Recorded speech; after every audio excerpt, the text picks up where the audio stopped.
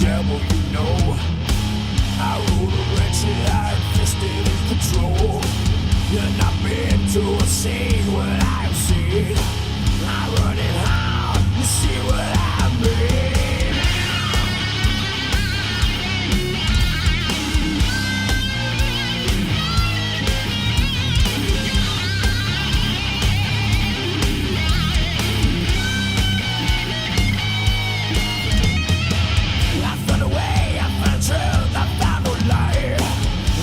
To heal, I come back with strength in my ear. Think I believe your little book of hate and lies. Why don't you open your goddamn eyes? Preach to the power of the air. Follow lies without a care. I'll heal the sign of punishment. I'll feed the temple wicked one. You know who I am. Lie.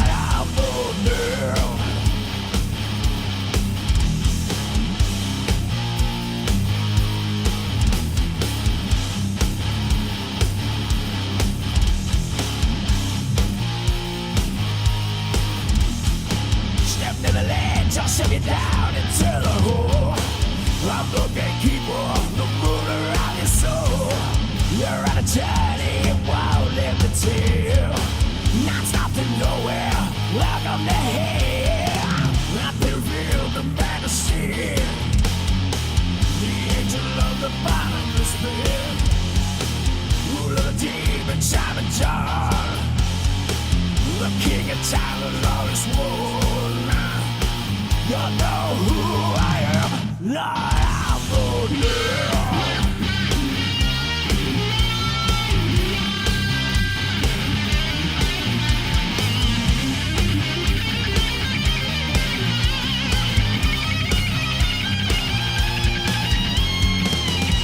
Time, the lawless war. Rule of demon, Simon John. Preach to the power of the air. Father of lives without a care. You know who I am, Lord of the world.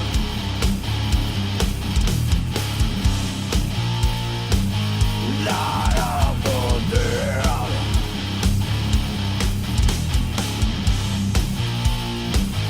Lord of the Nail.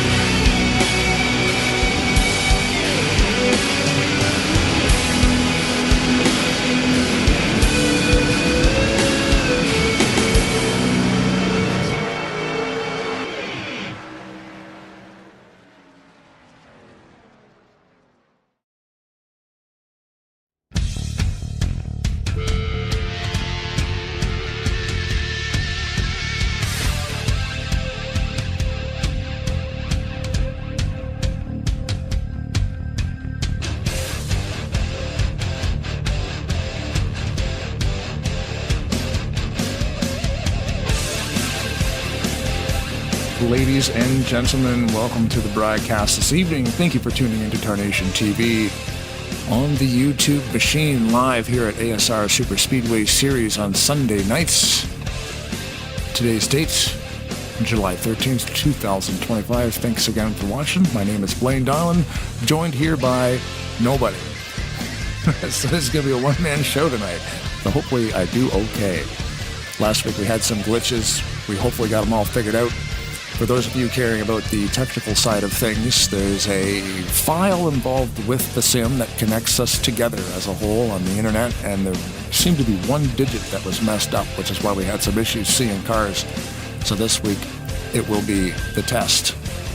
We believe we've got everything ironed out. We've been testing, and everything looks good, so we'll see what happens this evening. Either way, thank you for joining us. Race 3 here. And we are in contact with Brian Wolf. He's obviously down trackside because he's got stuff to worry about tonight. But Brian, you got me? I do, Blaine. How are we doing? Oh, not doing too bad. Just getting ready to do some racing. How are things? We got another pretty good turnout here tonight. We got, looks like about 20, 25 people out there. Yeah, I was just commenting to the guys because I'm still up in the race room. I can hear them talking as we're talking. So you have to bear with me a little bit. I got a lot of things going on in my ear right now. I'm actually out here in a draft on the track. But welcome everybody. I'm glad that we got the turnout that we did week 3, and we're taking off like a rocket. Blaine, I believe, keep your fingers crossed. I know I said this last week. I believe we got this core issue fixed, so we should see some really good pictures tonight, some better racing from the drivers. And we're ready to go and get this race 3 in the books, man.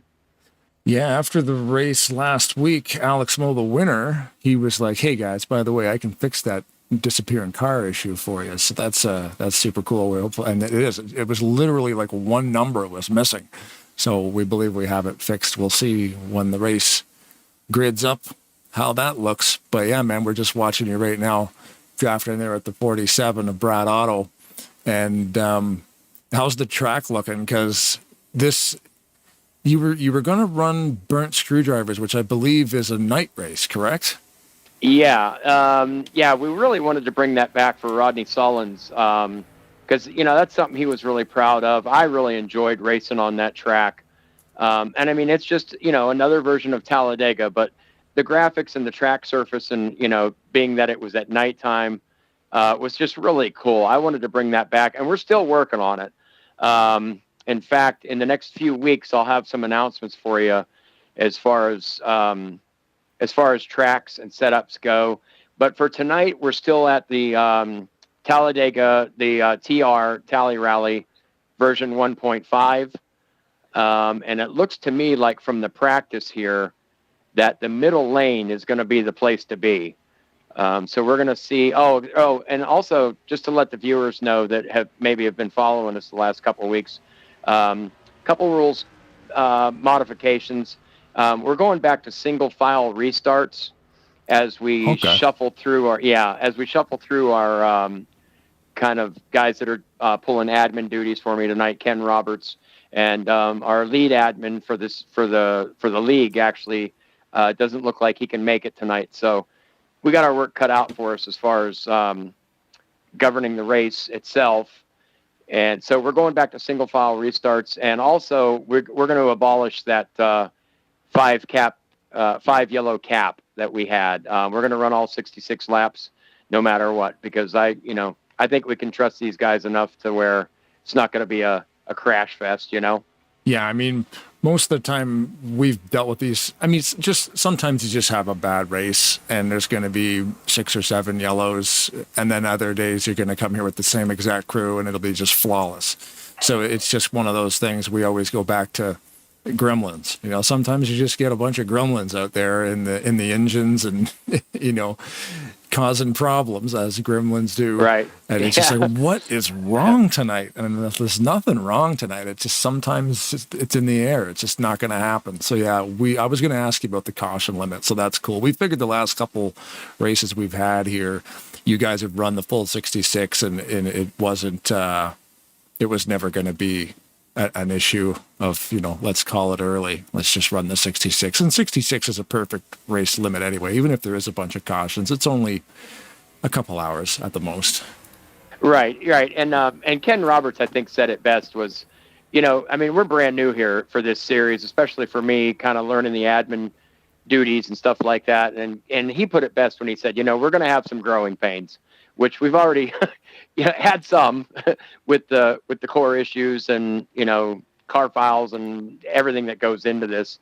But it's coming together, man. I think we're going to take off like a rocket here real soon. And got some big ideas and big plans for season 2 already. We're talking about maybe broadcasting our second season, and we're really gonna have some fun with this. It's gonna be good, especially with our scoring format.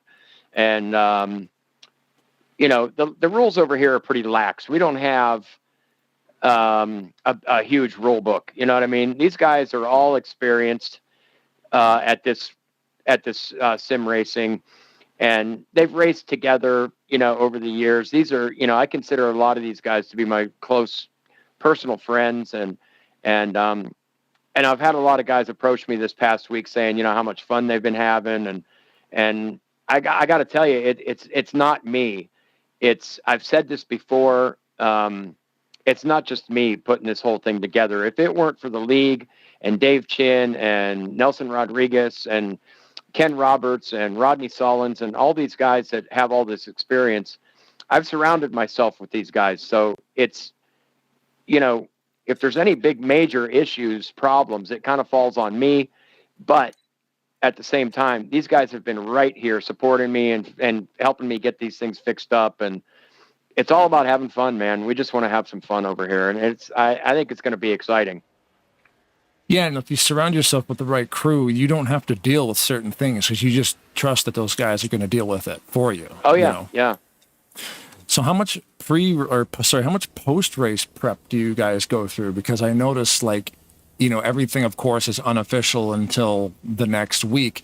Has there been any issues post-race in race 1 or 2 that have affected the points at all? We're looking at the points right now, by the way, on screen. Actually, there's been... all these guys are talking now, so it's a little difficult because I can hear them and you, and I've got the broadcast on silent here next to me. So, but anyway, post race has been the first week we kind of just let everything slide. There wasn't really any penalties. The second week we had one issue where a guy didn't serve his penalty, and the points were adjusted, accordingly. And then there were two. Provisionals added, and there'll be more this week because every driver gets one provisional per series, or per season, we'll say.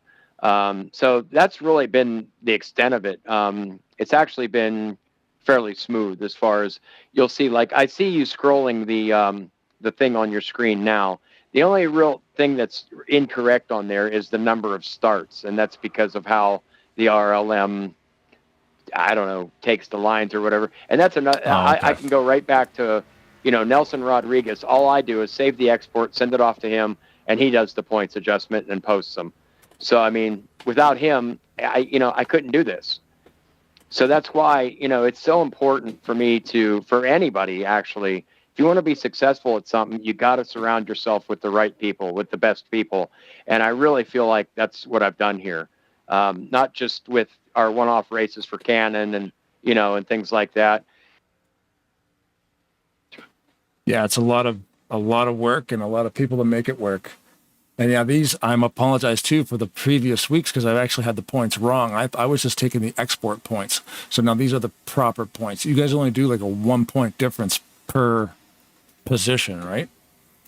Yeah. How it works is, because the server only holds 40 drivers, and we have 41 or 42 that start an actual NASCAR race. So if you win the race, you finish first, that's 40 points. Second place is 39 points, and so on and so forth. Third place would be 38 points, and down and down and down. So leading one lap is 1 bonus point. Leading the most lap is 1 bonus point. So the most you can score in a race would be 42 points. Now, if you miss a race and you get a provisional, and you need a provisional points, that's set automatically at 10 points. So you could actually, so if let's say you didn't race one race in this series, and you got, which you wouldn't get them, but let's say you took 8 provisionals. That's 80, or that's Right. yeah, that's 80 points. Yeah. So it's like you won 2 races. You know what I mean? So yeah. Right.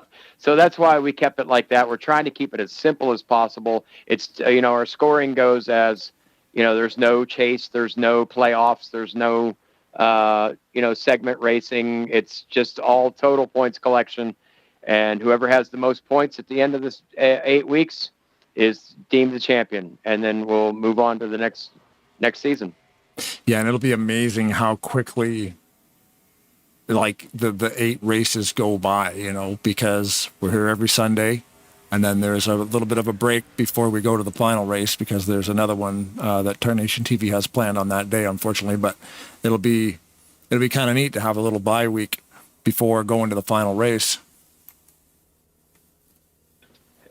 I'm sorry, Blaine. These guys are chirping at me as I'm trying to drive, talk to you, and talk to these guys at the same time. It's all good, man. If you've got to do your thing, I can let you go, because you're getting close to being ready to go to qualifying here anyhow.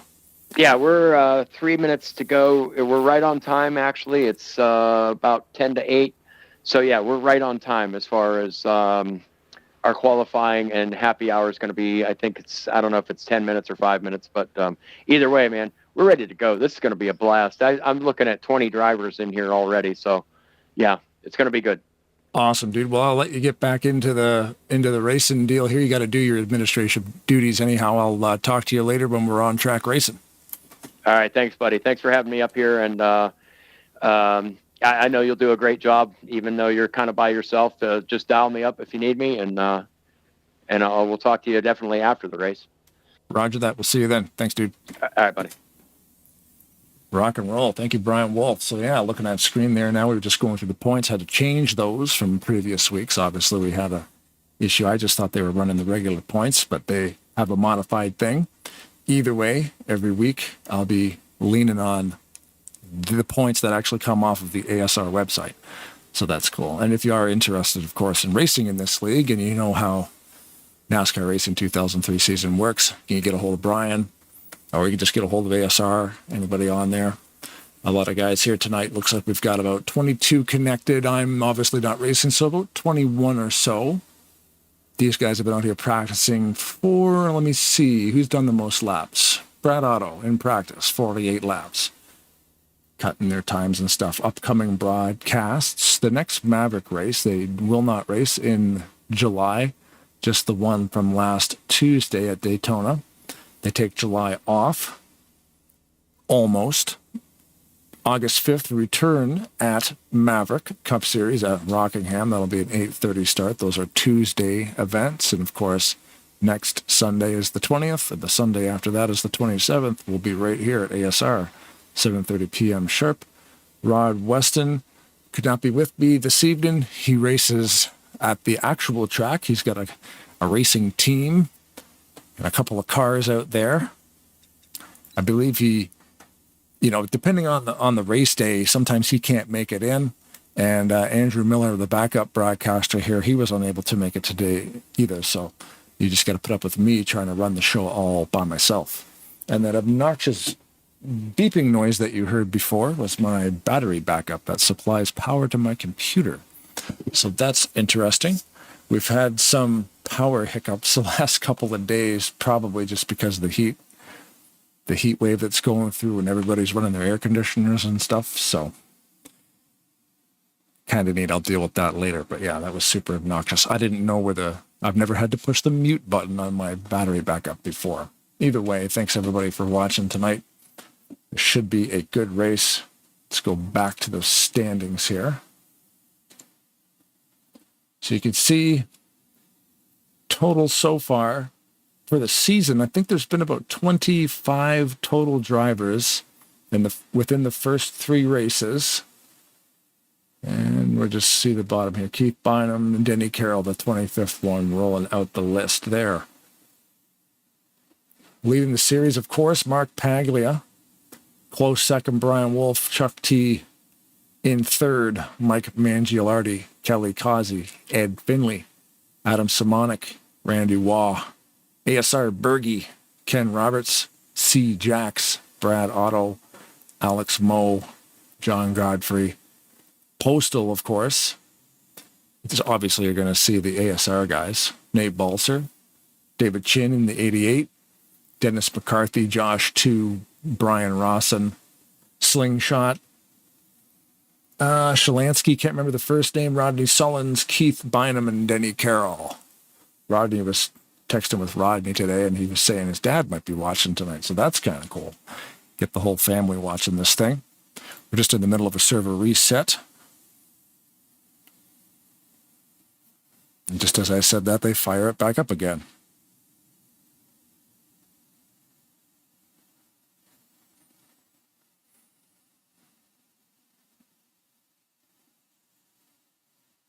Apologies for some dead air sometimes. This is what'll happen when I'm running it by myself. When I've got to do things behind the scenes, it's hard to concentrate on what I have to do to keep the broadcast running with nobody to cover me. It's a lot easier to cover up the silence when you've got a second person with you, because when they start doing the talking, I start doing all the behind the scenes stuff.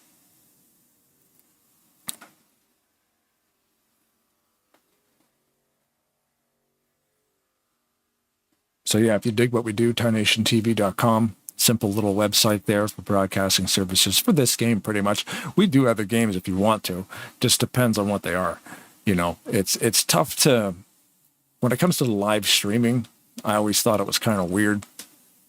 I don't know why, but watching people play video games is kind of strange. But when it comes to a NASCAR game, it's a race, and people like watching racing. So that's why we started doing this channel. It was a different way to broadcast video games without just watching somebody play through The Legend of Zelda. If I want to watch somebody play through The Legend of Zelda, I'd probably just end up playing it myself. But the racing's different. I think the racing, like the sports games, are different because you've actually got people in the cars. You got, calling the race. We're keeping track of season points and all that good stuff. They're probably in the driver's meeting right now. I'd also like to thank the band, Rise of Dissension. A lot of music they provide for what we do here. You know what? While I take care of some things, why don't we just listen to some of their tunes? We'll let them do the talking for a little bit here. I'll just take a little bit of a break here, guys. Thank you for watching. We'll be back in a sec.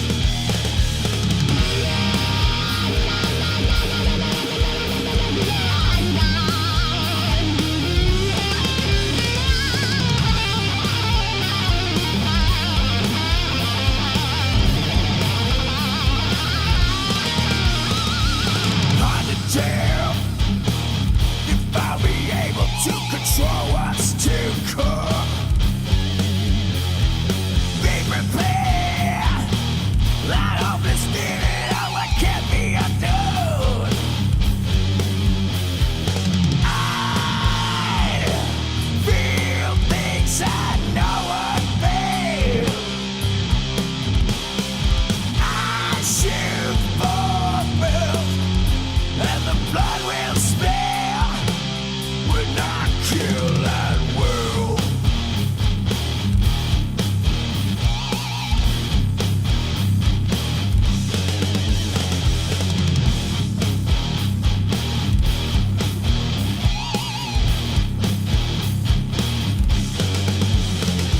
Shock and blast, the cranial matter that now graces these walls. I have to live, and all that told me that I don't have the balls. I feel things that no one feels. Blood will be spilled. I'm not happy until Okay, buddy, fired up here. Remember, one switch at a time, turning your stuff on.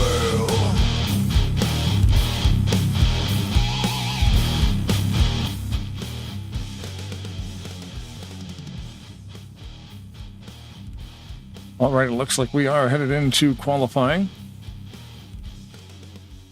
Never actually run music during the broadcast before. This is kind of a savior. Can do some behind the scenes type stuff here. Thanks for bearing with me. Running a solo broadcast. Haven't done this in a few years, actually. Just the 2 or 3 co-hosts I had on deck. Just a perfect storm. None of them were actually able to make it tonight. So as we head into qualifying, we were checking out the statistics here for the track tonight. Of course, the track is Talladega Superspeedway. This is the Tally Rally version, so Talladega TR. We will be running 66 laps tonight in the Aero 88 mod. That's why the cars look old from the late 80s. That scratching you can hear behind me is my dog trying to make herself a little den or a nest or a bed in the corner. She has a bed, but she's trying to use the carpet. Anyway, the damage tonight will be moderate. The setup is fixed. Everybody will be running the same exact setup under these cars. At Talladega, that's very, very cool. Of course, the Aero 88 mod is also using the Craftsman Truck Series physics, so they run a little bit differently. They won't be using restrictor plates, but they also don't produce the same amount of power and speed as a Cup Series car would. If you run the Cup Series, you can put restrictor plates on or take them off. Here we won't be using them, but we won't really need them. Top speeds in the draft to be about 201 mile an hour. Of course, last week we had Alex Moe win the race. Mike Mangialardi was second place and Josh Chu in third. That's your podium. In race number 1, Randy Wass at the pole with a 182.5 mile lap, which was 52.447 seconds. Nate Balser in race number 2 topped that with a 182.637 mile per hour lap, which would be 52.432 seconds. And we are currently qualifying right now. They've just completed lap 1. Qualifying at this track, you do get 2 laps. The only tracks you don't get 2 laps to qualify would be the road courses. You just get 1 at a road course. But every single oval you'll get 2.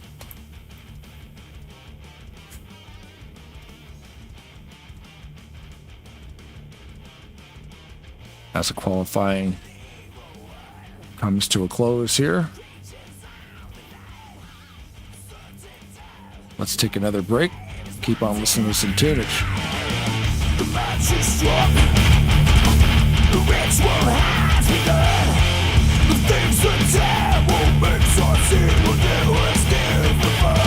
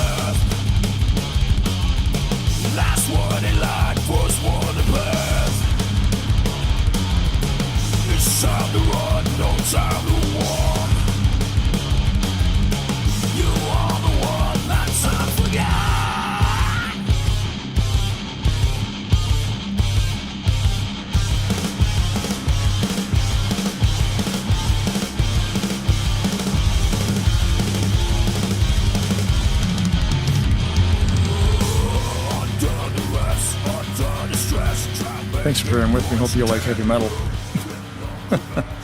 Yeah, these all this music's provided by my friends. Knowing people in bands is a good deal. It's at least on YouTube. I'm not going to get flagged for copyright infringement because they won't do that to me. Checking out the cars in happy hour now. Let's check Blaine, out. I'm down here trackside. We're going to go green here in about 1:45. Sorry if I interrupted you. All good, buddy. 1 minute and a half or so. Yes. Yep. We're going to head into the menu here and check out the standings for the qualifying. Looks like Kelly Causey got the pole with a 52.442. Rodney Sullins very close, 52.445. Ken Roberts, 52.446. We're talking thousandths of a second between all three of those cars. Mark Paglia, John Godfrey, Adam Simonek at the bottom. You can see that they did not qualify. So 19 people will start this race. Of course, me, Blaine Dahman, in the 999. Well, I'm not racing, so I'll be retiring. Big thanks again to ASR, the All-Star Racing League, for hiring Tarnation TV to do this. It's a lot of fun to get in here and call these races. This is race number 3, like I said. Right now we're in happy hour. This is winding down. There's Dennis McCarthy in the 024. Brad Otto in the 47. Just a couple of the guys that are out here doing some practice laps. There's Greg Palmer, the 22. Greg Palmer was at the first race, but was unable to start the race. He was in practice, but he did not start the race. There's Pat McCarskey in the 97, Ken Roberts in the 55, Rodney Sullins in the 38. Always with the Black Rifle sponsorship. Most of the time, anyway, with the Black Rifle sponsorship. Graham McDonald is out here this evening in the 24. We'll go through this the field as well when we start the race. The 034 of C. Jacks. There's Rodney again. So there's not too many cars on the track right now. We're getting ready to go green. We're getting ready to grid up. We're getting ready to do it.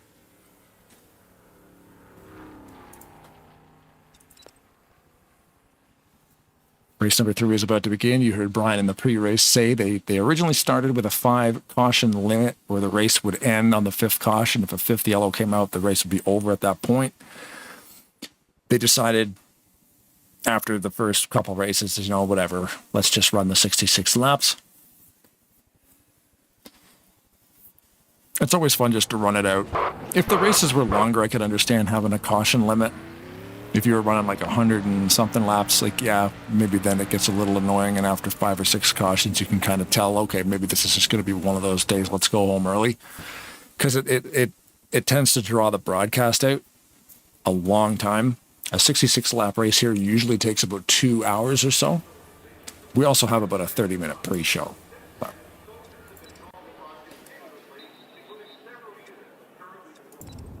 To the grid we go. We are on the grid, Blaine. We have gridded up.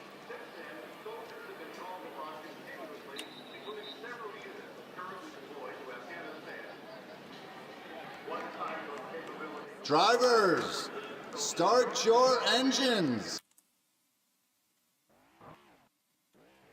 It looks to me like the core fix, if anybody cares, is working.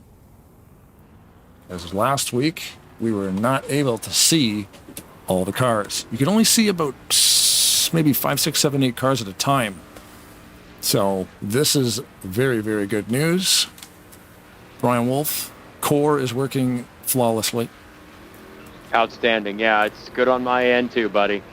We are about to have. In fact, if we have any much more fun than this, Blaine, somebody's going to call the cops. Call the cops. We're having too much fun. You should see it over here, Tarnation TV solo, hanging out with my dog, calling a race. You know what? You guys are only doing half a pace lap. I'll be quiet and broadcast this thing, dude. Good luck. All right, thanks. Here we go. All right, ladies and gentlemen, race number 3 is about to be underway.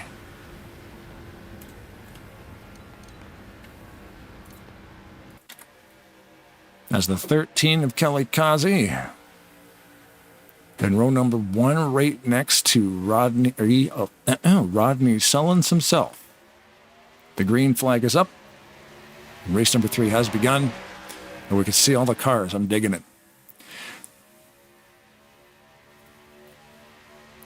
We're like 23 or 24 years into this simulator, and I just learned last week how to fix that car flickering problem. So that's amazing that we never came across that before. But big thanks to Alex Moe. Big thanks to a bunch of guys. A pile of people reached out to us and was like, hey, you got to change this line.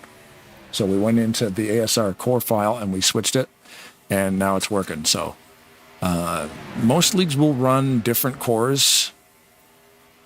They will change different lines, and it's how the servers and the clients are connected to each other. But there's one line that will mess you up completely, and that was the one we missed. So anyway, Kelly Causey will lead lap number 1, followed closely by Rodney Sullins, Randy Waugh, and Greg Palmer on that low line. Now, all 4 of these guys have been known to work together, but this is very early, so I doubt that's going to happen now.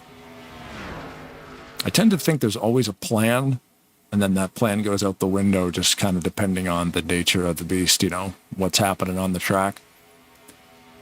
There's Rodney Sullins in second in the 38.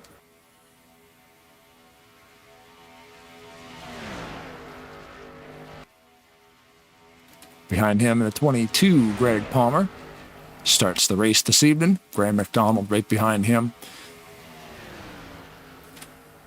Pat McCarsky in the 97. Mike Mangialardi in the 029.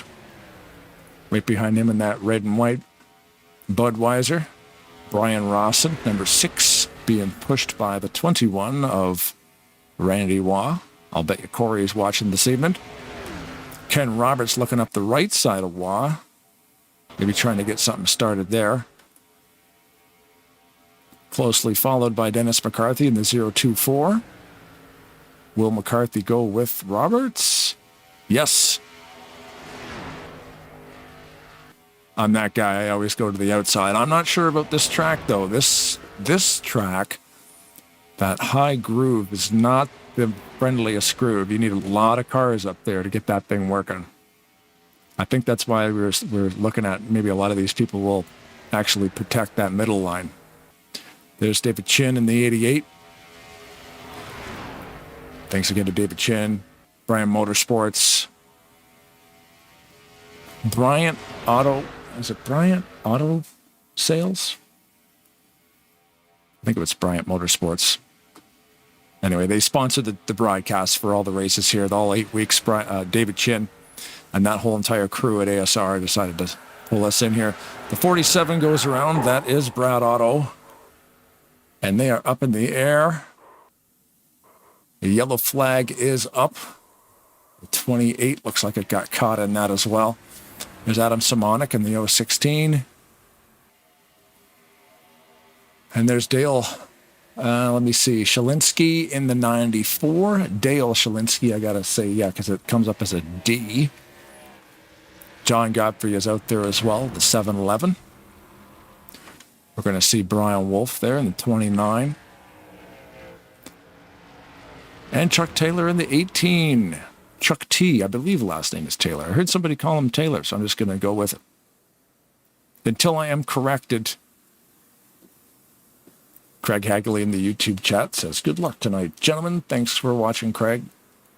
Let's rewind this thing and see what happened. A couple of cars were airborne back there. Hopefully everybody's okay.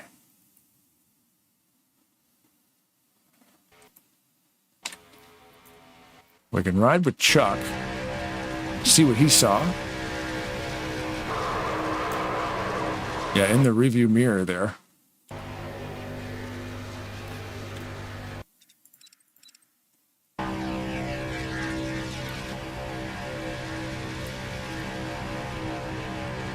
So it did involve Brad.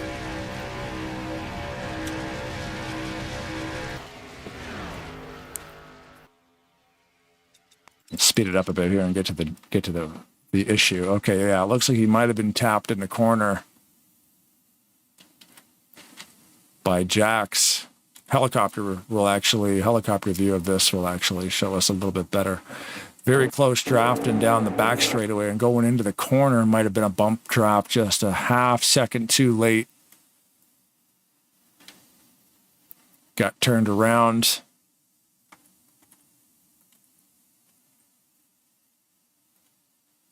The 28 goes end over end. Jax goes end over end. Now, the damage is moderate, but when you end up on your lid like that, that's probably not a good thing.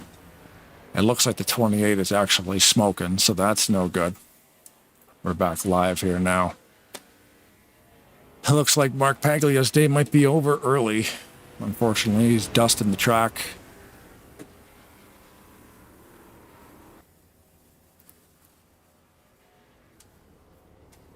See what that sounds like from inside.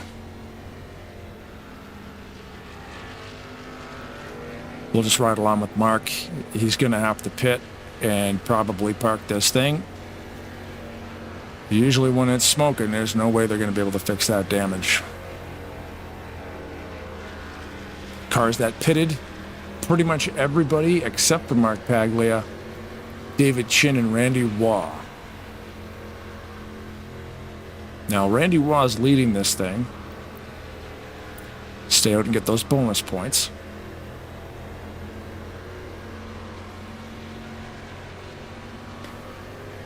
David Chin right behind him, same deal. Just looking for track position early. Sometimes it takes these guys a little bit to sort of get sorted out, get the feel for it. There's a few new drivers out here tonight.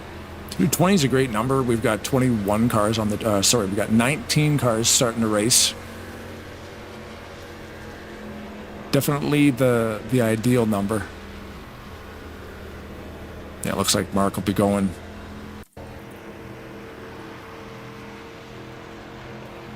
Unfortunately, with a dust cloud, with an oil slick that long,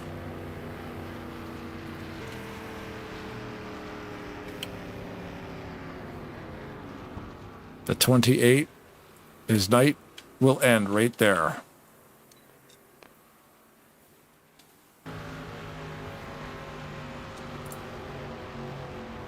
Unfortunately, early. It's never fun to see that happen early like that, but sometimes, as they say, that's how the cookie crumbles, I think. Nobody wants to hear that, though. They want the points.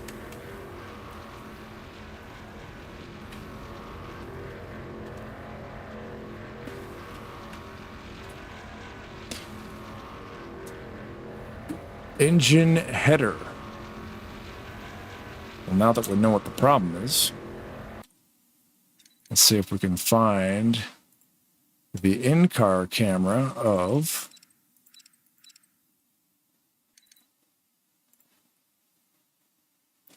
maybe it's just me being morbid,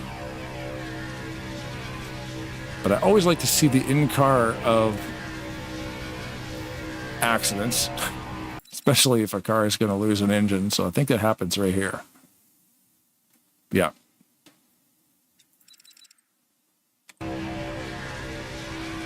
Unfortunately, this was what Mark Paglia was looking at. Oh, you see you see how the car rolls about 19 times? Yeah, that's not good.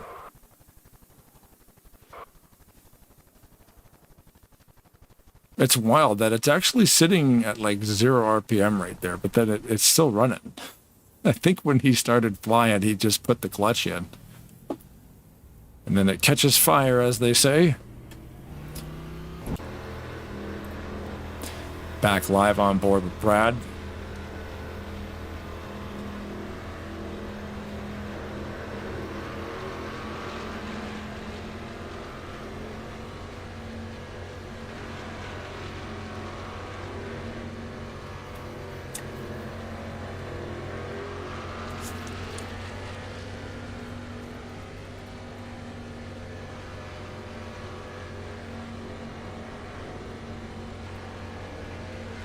Curious now, where was Mark in the season standings?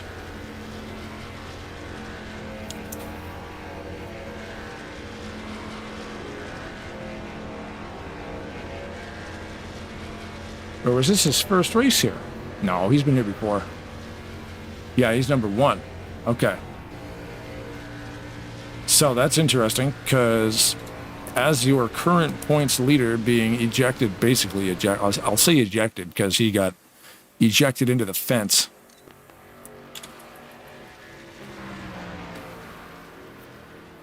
That is not going to be good for points.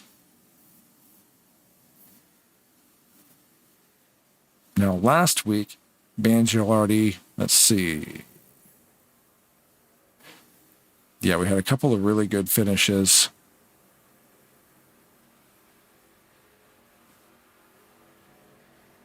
Yeah, in race number 1, Mangialardi finished 9th, and then he was able to pull out a second-place finish there last week. So big bump for him in points. And especially with an 8-race season, you're talking, you need everything you can get, but like if you have a couple of bad races, you're all right, especially if you can just lock in a couple of top 5s. So Mark can afford to sort of sit one out. Tonight he will finish with 19th place points. Obviously not ideal, but you could probably get one of those. Mark's really good, especially at Talladega. And this is a mixed match of familiar faces. So once you find a familiar driver, I'm being the simulator that it is. Drafting buddies, especially at Talladega, are a big deal. Running out here by yourself is not ideal. Having friends out here is a big thing. As that flag changes to green, at the beginning of lap 9.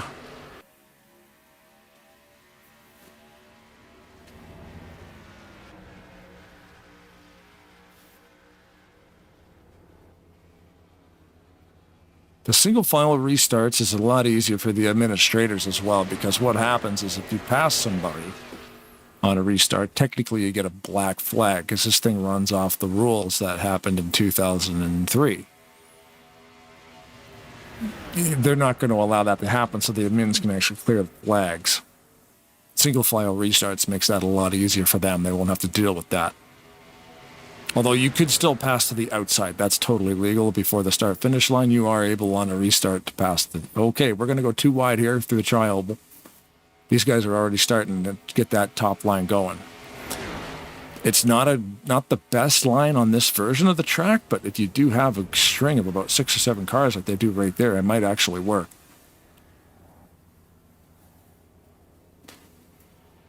You'll see the push. With this camera angle on the back straightaway, the 55 is able to gain a couple of spots right there. That line's working great together. And it looks like Palmer decided to go up and actually take advantage of that. Perfect timing for the bump on that one. Everything worked. Great timing there. You don't want to bump too late, obviously. You get in the corner, if the car's turning. The guy comes up behind you and lifts your rear wheels off, lifts the weight off the rear wheels a little bit. That can turn out to be bad. But that actually worked out great. He timed that absolutely perfect. Palmer actually crossed the line in first, so Palmer will get credit for that lap, and he will lead his first lap of the race. And he's pretty good at driving backwards. We'll go back and see what happened there. Helicopter camera again will give us a better angle as we watch Brad Otto gain a lot of positions. I just locked on to Otto as he was kind of on the brakes, just sort of trying to find his way through that. That might be the replay we look at, actually. I love me a cockpit view of a guy being able to thread the needle through an accident. He was actually a little bit behind the pack when it started to happen, so a little bit of space here. He's actually able to gain it back here. The draft is helping him get back into the pack, and then he sees this, there's more time to react. Get you down to 140, and oh man, Simonic he's going to be dizzy after that one. Great heads-up play there by Brad Otto in the 47. A bunch of guys were actually able to pull that off. Let's check that out again. We'll back that up, see exactly what happened. We were just talking about Palmer and how he got the... Palmer got the push. But then something happened there where... Put it in slow motion here, maybe. Let's see. Not really sure what happened. I don't know what happened. Car just turned right.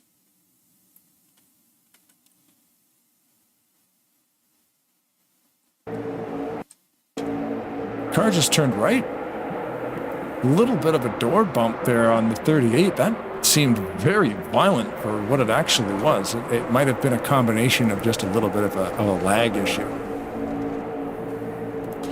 Brian Wolf, you got me, buddy? I do. We were just looking at that replay there. The door bang on the 22 and the 38, it seemed to just be like a launch pad. Is the 38 have like, is he like one of those James Bond cars? Is he tossing like hand grenades out the window or something? Yeah, he's dropping oil. No, he actually did claim that one. The 38 did. And we're going to look at it afterwards, of course, but he did claim it. He said he was trying to keep it on the line, but it drifted a little on him.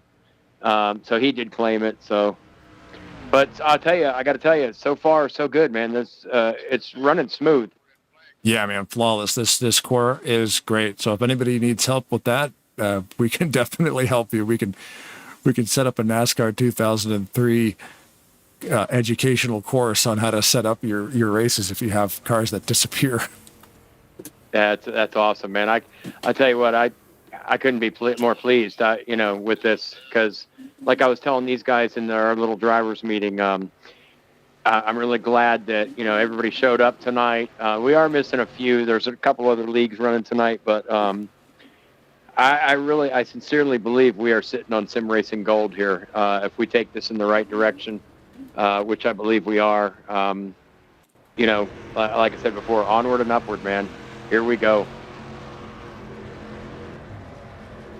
Yeah, I mean, to get 19 to, like 20, 25 drivers, we have 19 here tonight that started to race on a Sunday. Every single league on earth runs on a Sunday. So to be able to get 20 guys in here is a great number. So yeah, man, congratulations on a great start. Never run a league before, and here we are, week 3, and you've already got a solid core of guys. And these guys are all Talladega, veterans of the simulator here, which is great too. You're not having to train anyone on their first day. Right. Yeah, exactly. I really can't believe it, because these guys are saying that I'm disappearing now, so maybe they're having the issue, but I certainly am not. We'll get the fix to them. And but the broadcast looks great. I got it on mute, actually, next to me. I'm a couple seconds behind, but broadcast looks great.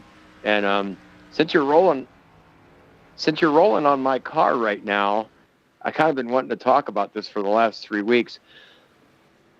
This Batman car is actually one of the very first cars.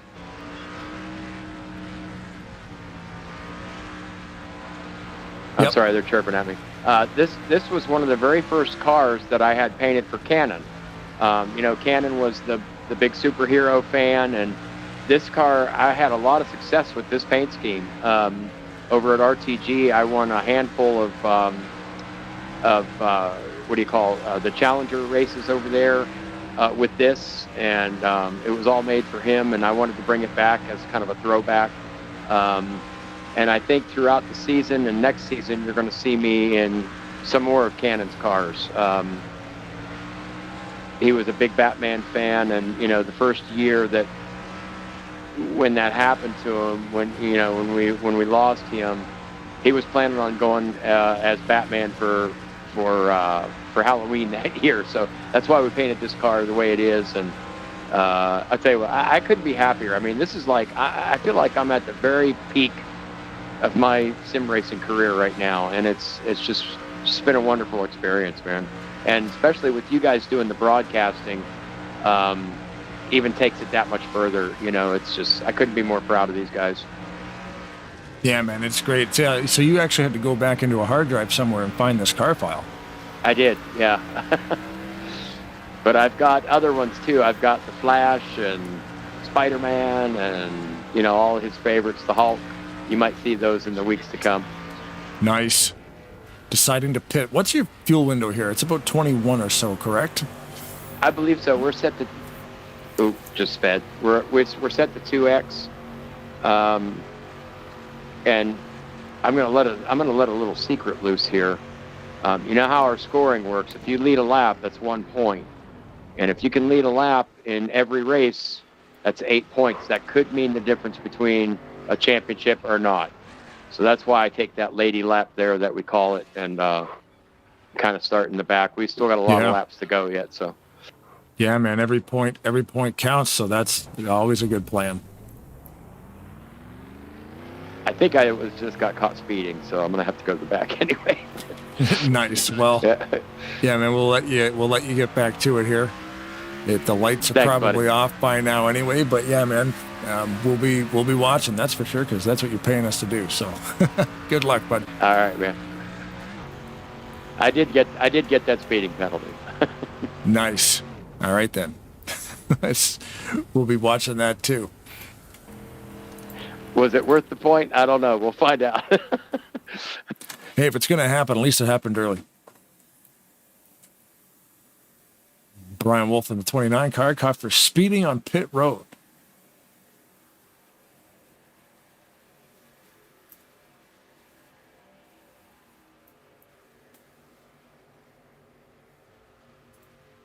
I would like to thank, too, like Rod Weston and Andrew Miller for being able to co-host with me. This is the first time in a long time I've actually had to do it by myself. So many people are able to lend a hand. It's hard to find backup on a Sunday. Especially because half the guys that would want to do it are actually in this race right now. Rodney Sellens for being one of them. Greg Palmer right behind him.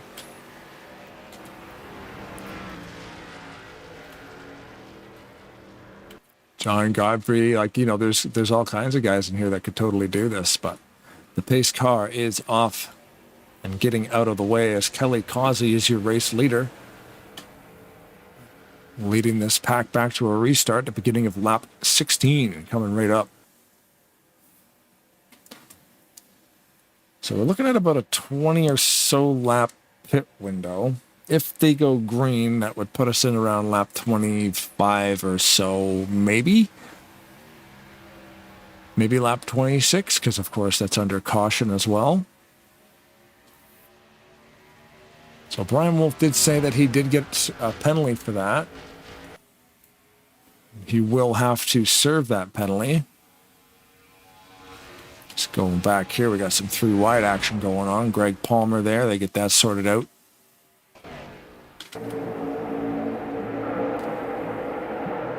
There's Rodney Sellens creeping up on Adam Simonik in the 016.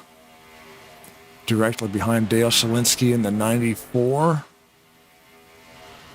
This is an interesting spot right here because this group of cars could actually get a different pack set up here to catch that lead pack. There's a bit of a gap there between the 7 and 11 and who's up there? Between the 7-Eleven, yeah, and Pat McCarskey in the 97. But if these guys can get it all straightened out, yeah, they're hitting right now. I'm locked down to the 97 of Pat McCarskey, and he's up at 202 miles per hour. You can't see that because it's actually covered by the ticker. 203 going into that corner. He had to dive low because he was going to run over the 7-Eleven of John Godfrey. Pat McCarskey to the inside. Oh, and Shalinski looking for... Did we just have somebody disconnect? What was that? Brian Rosson connected. Brian Rosson fell out. Oh, okay. That's unfortunate. So Rosson will be able to rejoin the race.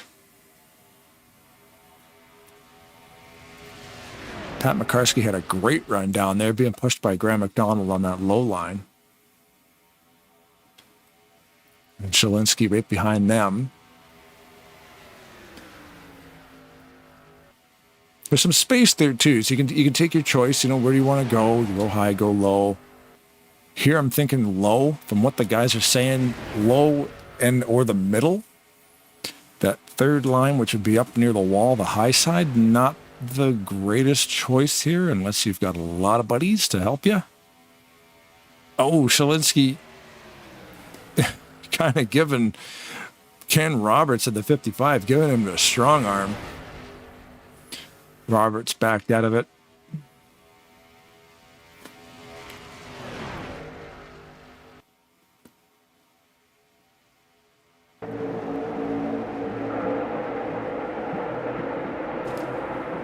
Bunch of three wide racing going on back here. Shalinsky, Brian Wolf, and Rodney Sullins all right next to each other there. Kelly Causey, Randy Waugh, and Chuck T are your top three. They've just been out there leading the parade.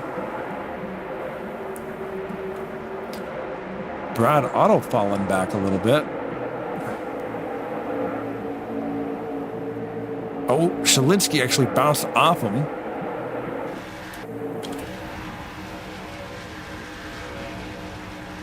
Brad Otto seems to be going in reverse for some reason. I don't know what. Maybe he's choosing to... Sometimes guys will choose to go to the back. Because he was in fourth at the start of the last lap. He's fallen right back to the end of the tail of the line. Like he's right back to the end of the line. So he might just be more comfortable sitting at the back, maybe. Sometimes that's a strategy move.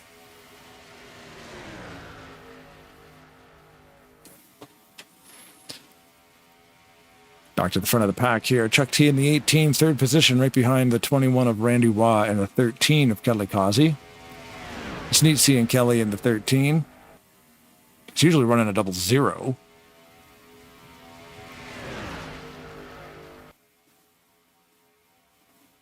I believe Rod Weston said, too, that is a custom paint job. I can't remember for who.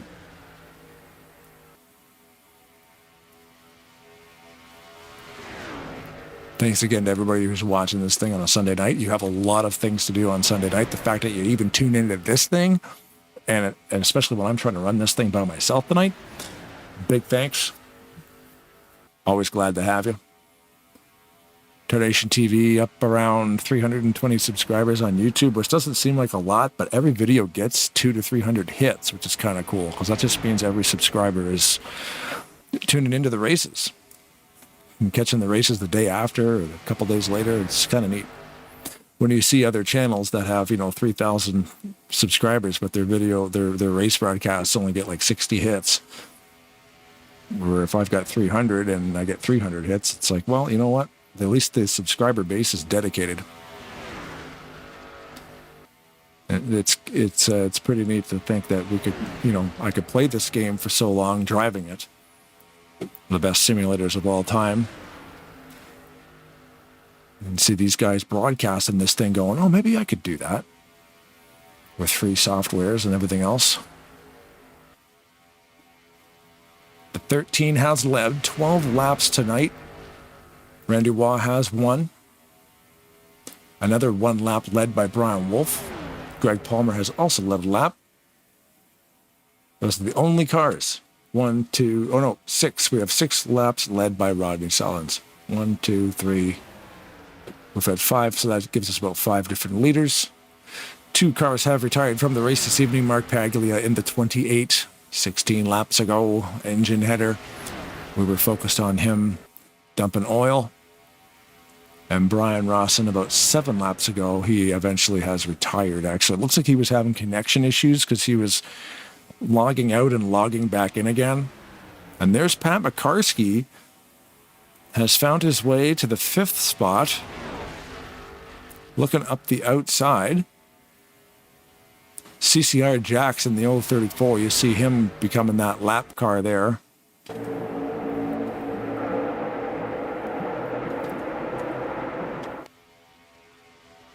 Dennis McCarthy in the 024 right next to Simonic.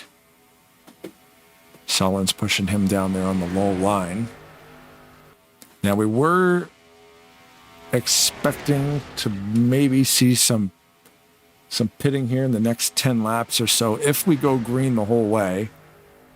They were saying it was about a 20-lap window. We pitted around lap 16, so that would give us 20, would be about lap 30. Yeah, I think I had the math wrong last time, lap 35 or so. If we go green all the way there, plus, obviously different fuel and tire strategies come into play also, because some guys will pit early. They'll be doing the math to the end of the race. Maybe they want to pit 2 more times or maybe 3 more times. We'll see what happens.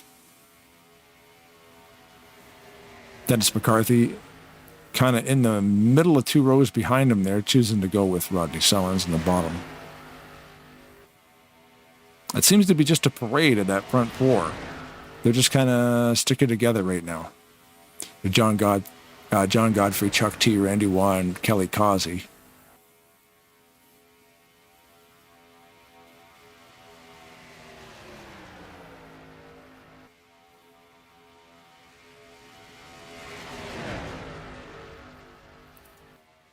Again, thanks to the ASR for wanting the broadcasting services for the race. Going forward, we are in talks already for possibly going forward with the season 2 of this. There might be a track change, not really a track change. It'll still be Talladega, more so just a version change. If they decide to switch to a night version or, a twilight version, or maybe we'll race at dawn, maybe we'll race in the rain, probably not the rain, but whatever they decide to do, the setup might change, the track settings might change. There's all kinds of different things that they could tweak. Of course, that's up to the guys behind the curtain. Brian Wolf running this thing. Lots of versions of Talladega, lots of setups that work. Every mod works different. So right now we're running the Aero 88 mod. Of course, everything, all the mods and tracks and sound packs, everything available for this game, totally free to download.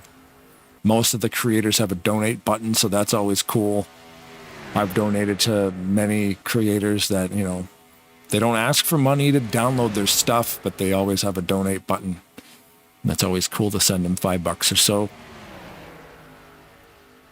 A lot of hard work, a lot of time, and a lot of enjoyment over the years of just, being able to get online with all these people and run this thing. This has been a great race, especially in the middle of the pack. That's why I'm trying to keep the camera in the middle of the pack, because the front 3 or 4, they're just sort of claiming that middle.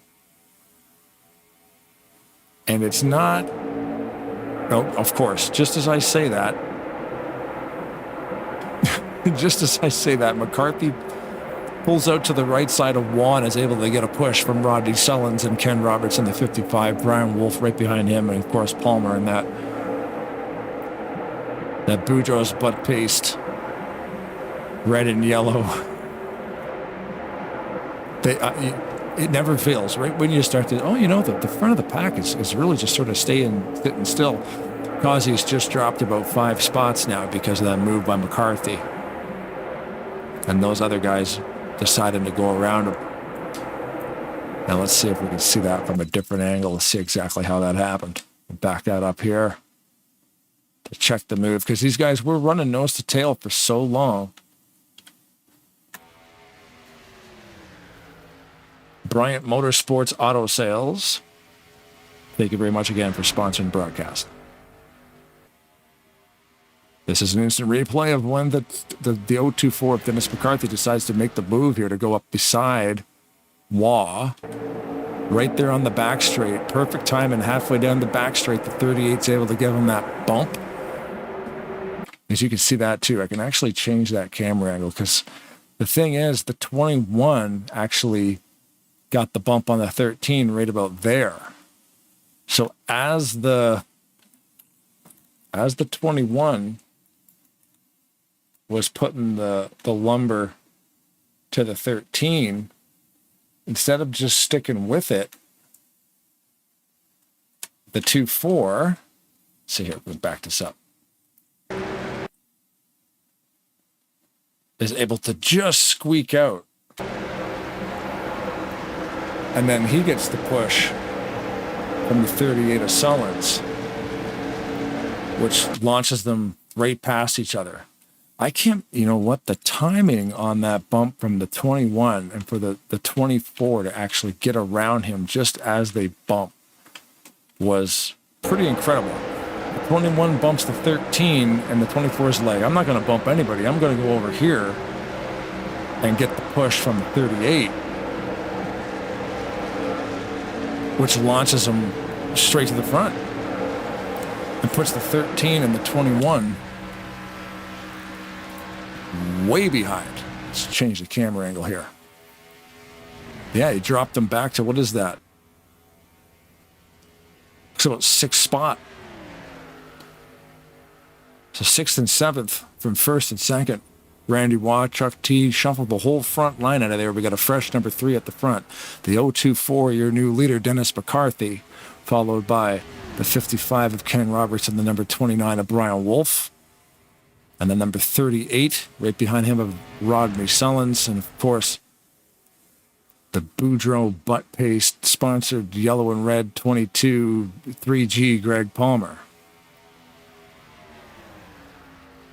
And you got to say, the UPS color scheme is one of the ugliest color schemes you've ever seen in your whole entire life, with the gold and the brown.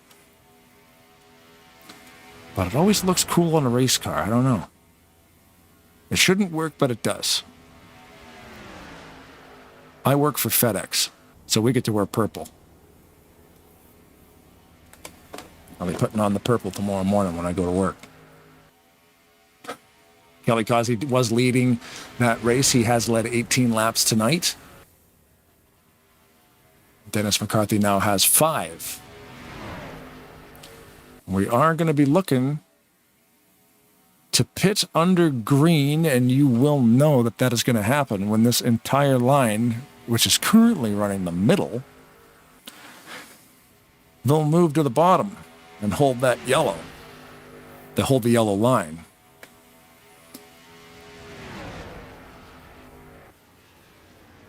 And there we go. We've got some takers already. It looks like Causey's headed down. The top 5 or 6 stay out there. Yep, Causey bailed on Waugh and Chuck T. And John Godfrey back there. They'll be able to hold the draft and fill the gap. We will stay focused on the leader here. This is live, by the way. I forgot to take off my instant replay banner.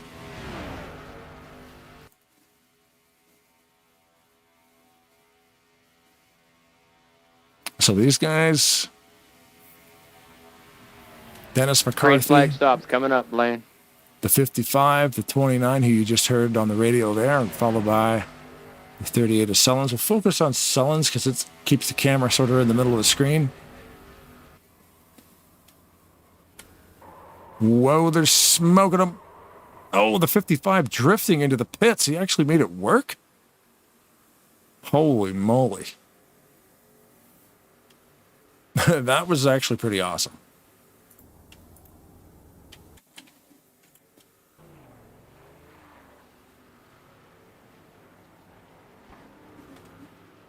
We might have to go back and check out the 55. Somehow skating that thing sideways into the pits under green flag conditions. There's Sullins you can see up front there.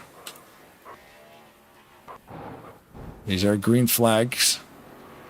We're going to be keeping an eye on the ticker to see if there's any penalties being handed out for this. McCarthy was in first place when he went into the pits, and he comes out in 5th.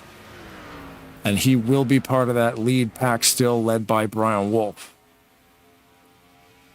Sullins actually got credit for the leading that last lap. Blaine, sorry to interrupt you if I am. If you want to replay, put it on the 55 coming into the pits. I was just going to do that, drifting sideways. So there's your top 5 again. A similar looking crew, just in a different order. Brian had a good point because I was saying the same thing. We're going to back that up a bit, and we're going to check to see the 55, coming into that pit stop. He locked him up and was able to drift that thing. Holy moly. Yeah, he did. He did like a 300 or 400 foot slide job. And actually, wow, he actually got it slowed down. And there is no penalties being handed out for that, for anybody. Everybody got in the pits clean. We're going to need to run in the cockpit here. You know what, we'll back that up right into the corner because this is what it looks like from the car. Most of these guys will drive from the cockpit too, so you can't see a whole lot. But McCarthy, everybody on the radios would have been saying, hey, we're going in the pits, we're going in the pits. So they all know everyone's going. See, now you got to watch braking points for different cars. Oh, so lucky he didn't hit that inside wall. And he was actually under the speed limit when he hit the commitment line. While we're in here, we might as well crank it up. Turn up your speakers, everybody. Go for a ride with these guys while I take a drink. I know, right?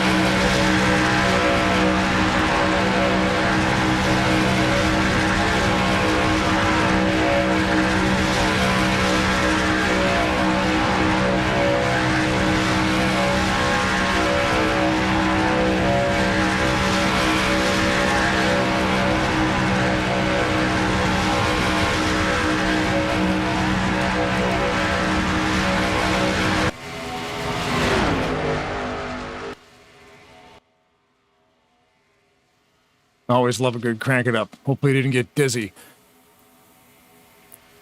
Your new leader was the 29 of Brian Wolf. But as we all know at Talladega, that can change in a second, and it has, maybe. We haven't got to the line yet. The middle line is the strongest line. However, right now that line is not tight enough with each other. Oh, Brian decided to bail on the middle line and go low. These guys are having a great race, by the way. We're going 3 wide back here. We keep saying the high line's not the strongest line, but when you got 6 cars up there and the 3 on the inside are kind of not tight enough right now. There's too much space between these cars behind Brian Wolf. When he was up there leading those laps, you can see that these guys are basically touching each other. They actually are touching each other.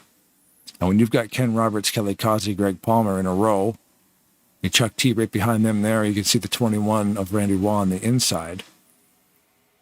The closer you can get to the car in front, you know, the more air gets streamlined around those things.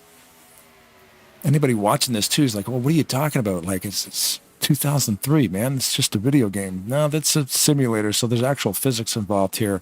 You've got wind resistance, and all that comes into play.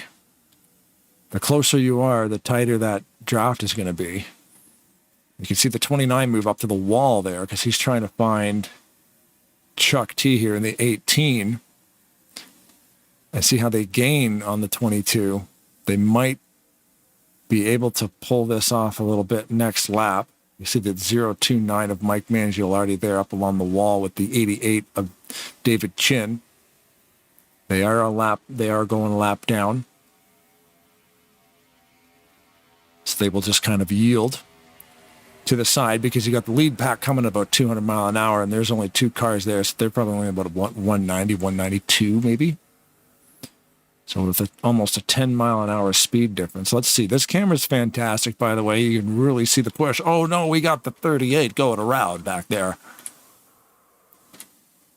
And the 711. Everybody else seemed to get it sorted.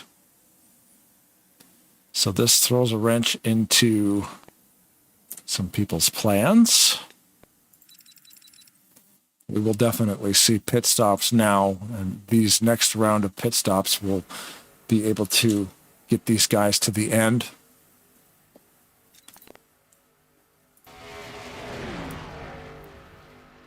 So the 38 got turned a little bit by Graham McDonald. Lucky, though, didn't hit the wall. Neither did the 711.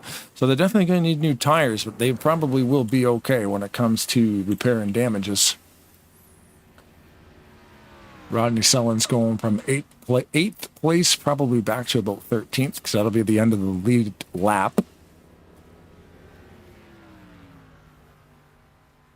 10th.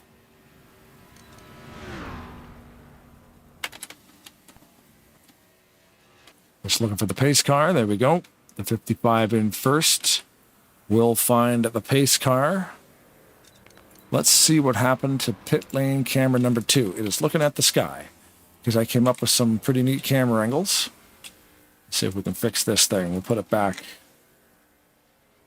Take a walk down here. Put it back on the entrance of pit lane so we can see who does what. As you can see here, this little dude here holding this red flag, that means the pits are closed.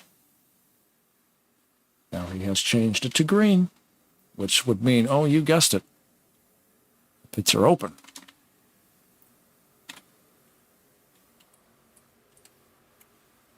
We call him, I don't know, what's his name? He doesn't probably have a name, but everybody's coming in now. It looks like the 29 is going to stay out again. Along with the 24, the 88, the 029, everybody else looks like they're coming in, and the 01, what is it, the Simonic, the 016.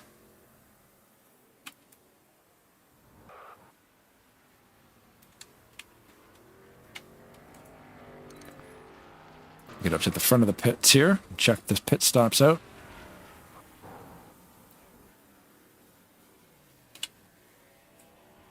You can see that guy too. He's got the stop sign, but on this side it's green. He's just protecting. When the lead pack goes by, you're not allowed to exit the pits. Looks like Kazi may have won that race off pit road to stay in front of the 55. Let's back that up a bit. The bonus of being first in a qualifying position is you get super slow motion. With the 13, so even though the 55 is moving at 34 miles an hour and the 13 is moving at 10 miles an hour, the 13 wins the race off pit road and gets to stay in front of the 55, according to that replay anyway.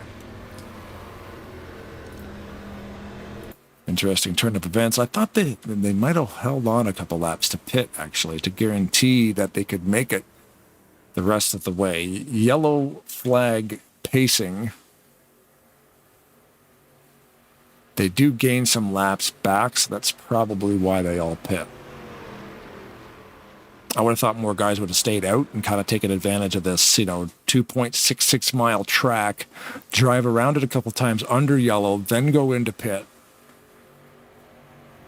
guaranteeing that they would be able to make it on fuel. Tires will not be an issue here now. Cars that were a lap down like Mangialardi, Chin, Otto, and Jax will be allowed to pit now. Wolf deciding to go back in again.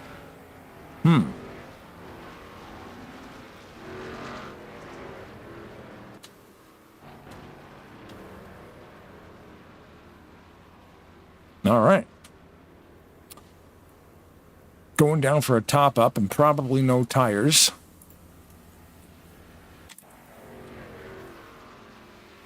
So he will hold. Pace car is cleared, and they will give the green flag to go again. So Kazi coming back in. Everybody coming back in for a quick top up.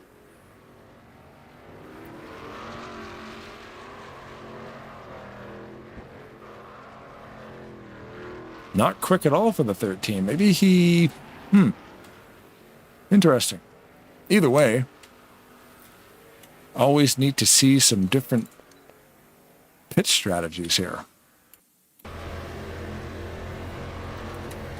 Riding along right now inside the 24 of Graham McDonald, your current leader.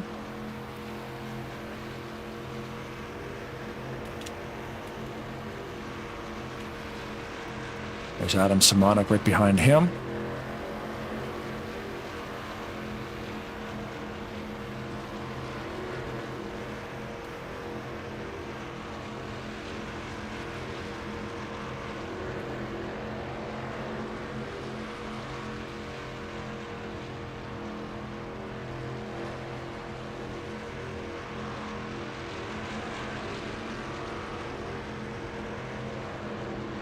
There's your lucky dogs you can see coming around the outside here, the 88 of Chen and the 029 of Mike Mangialardi. When the lights go out on the pace car, they will be allowed to go around and take their lap back.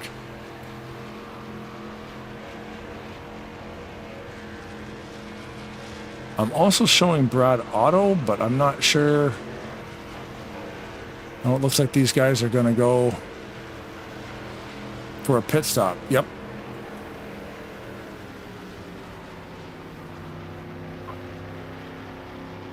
Currently riding along with the 24 of Graham McDonald. Headed down pit road for one last stop. I doubt any of these guys will take tires. Tires will not be required here, especially if they've already taken them.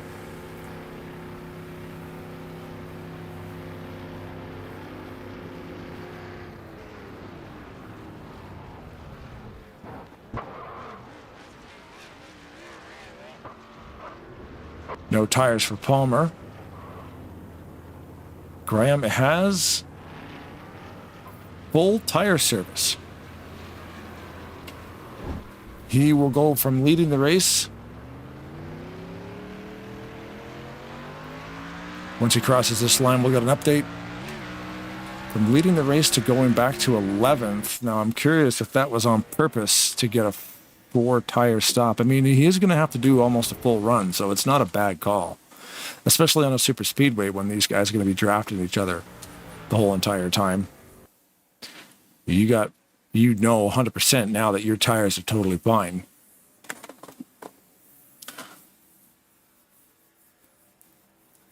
Because now there is exactly 20 laps to go when we go green again. Now, that could be really tight. It could be tight for these guys at the front. The guys that went in, I think they'll be all right. Guys like Graham McDonald, Adam Simonik, those guys. Brian Wolf, Godfrey, Graham, McDonald all went down there at the back half of this pack now. Jam as much fuel in that thing as they possibly can. Currently focused on the 034 of C-Jax.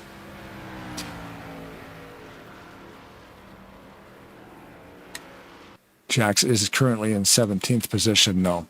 The leader is Shalinsky.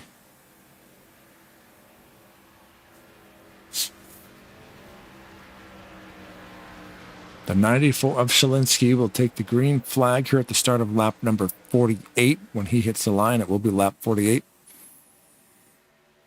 And they're going to look to get around Jax in the 34. I thought that would have been considered a wave around spot. But he stayed there. He may have pit. Yeah, he'll just yield. He'll move over. I'll let these guys do what they got to do. Chuck got the jump on Shalinsky.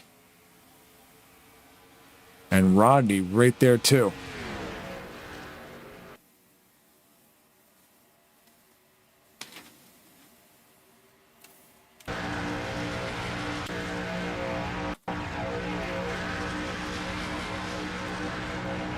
Mess around with some camera angles here.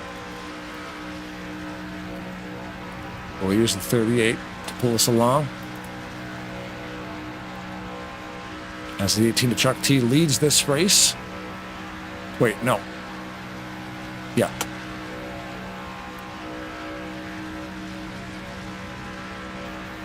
Chuck has not led a lap until just right now. So Chuck has led his first lap. Bonus points for the 18. That Miller Genuine Draft. Accident in the back. That'll bring out another yellow. A raceback situation will not occur until under 10 to go.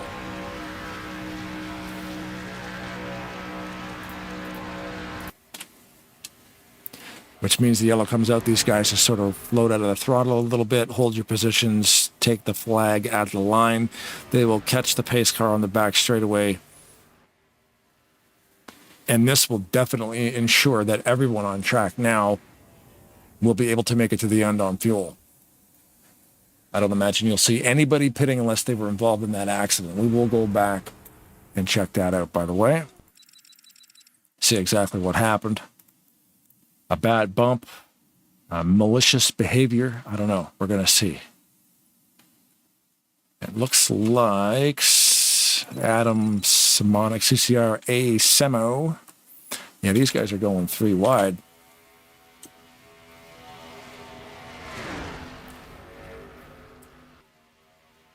Yeah, 3 wide back here.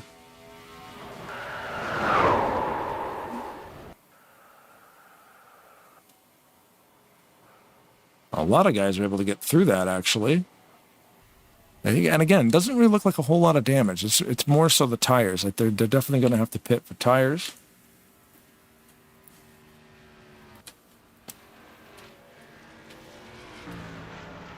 I don't imagine anybody else would be pitting. Looking right here at 13 of Kelly Causey. Blaine Donlin in the booth. You got a copy? This is Wolf down in the cockpit. Yes, sir. Wolf, go ahead. Just wanted to let you know, if you get a chance, get your cameras on. Get your cameras on Kelly Causey's license plate, rear license plate.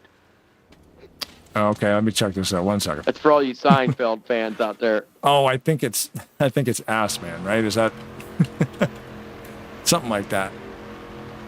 I think we saw that last week. Here we go. We're going for it. Brian Wolf live on the radio. It is.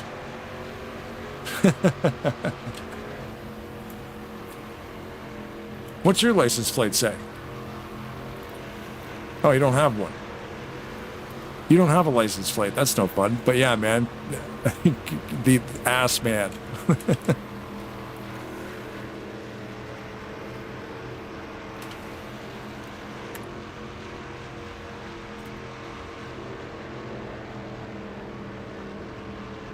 Currently in 7th position. Again, the joys of being able to paint your car.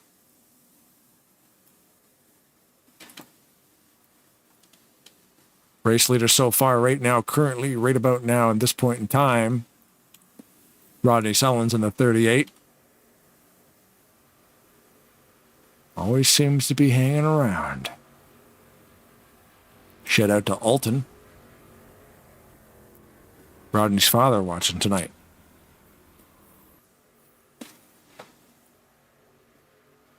Craig Hagley in the YouTube chat. I totally seeing this late. about half an hour late. We were talking about the 13 of Kazi back there, who was just checking out his license plate. Based on the number 13 is based on Smokey Unix cars that had Andretti, Rutherford, and Curtis Thomas. So there you go. It's based on an actual paint scheme. A little bit of a throwback. It's really cool. A little bit of racing history there.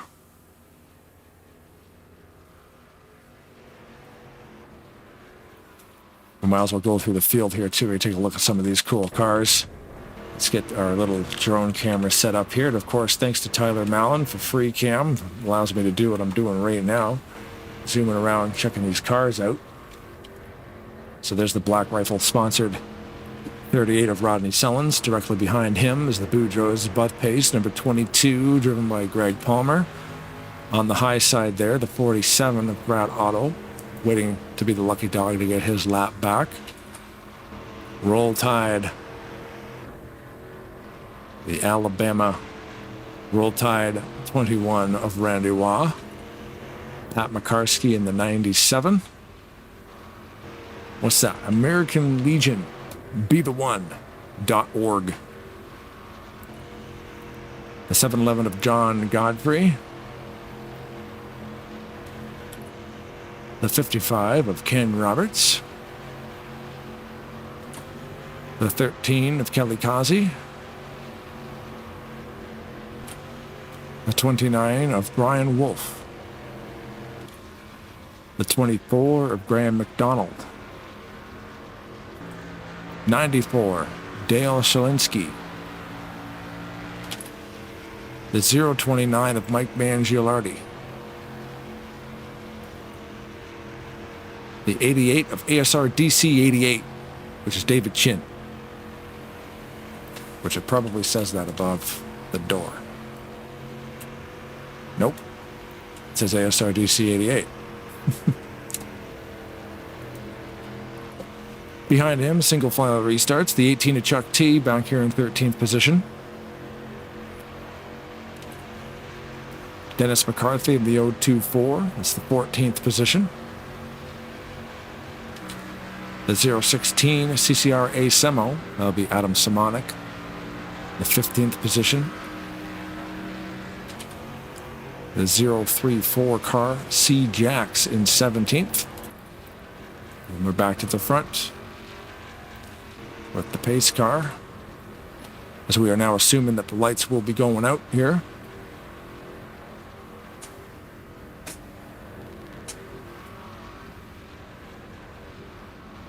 When lights go off on the pace car, the lights also go off on the side of the track wall. That signifies the next time around we will be going green flag racing, and there they go. And Brad Otto in the 47 will get his lap back. He gets to drive all the way around.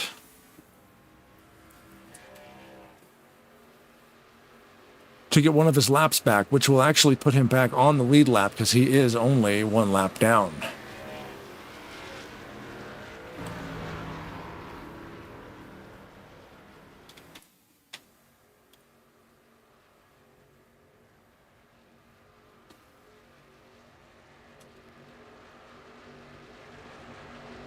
I'd like to thank again tonight's sponsors, Fluid Studios, Bryant Motorsports and Auto Sales, as seen on the instant replay there. You can see at the bottom right corner, Bryant Motorsports Auto Sales, and of course, Fluid Studios on that screen as well. Big thanks to those guys for sponsoring tonight's deal. Next year, I don't know how they're going to do the sponsorships. There's been times where Tarnation TV has been, each race has been sponsored by a driver, and how that would work is each driver would basically, you know, if they want the race to be broadcasted live on YouTube, they can control the sponsorships on the broadcast itself. So yeah, if you're going to put down some dough to get this thing on the internet, the whole thing will be customized to you too. So, you know, you want your logos up there, you want special intros, you can send me a video, I can put it in the broadcast somewhere, like a commercial, or Nate Balser and his family decide to do the custom Grand Marshal call at the start of the race, like drivers start your engines. His whole family participates in that. You know, whatever you want to do, we can definitely do it. It's a lot of fun to customize these broadcasts. Try to set ourselves apart from other broadcasters, even though we all are fans of each other. You know, Flat Out Racing Network, Top Dragster, Fast, JTN, lots and lots of broadcasting services, and they all put on great shows. Lap number 54 has begun. 38 gets a great launch there, sometimes a bad thing at Talladega.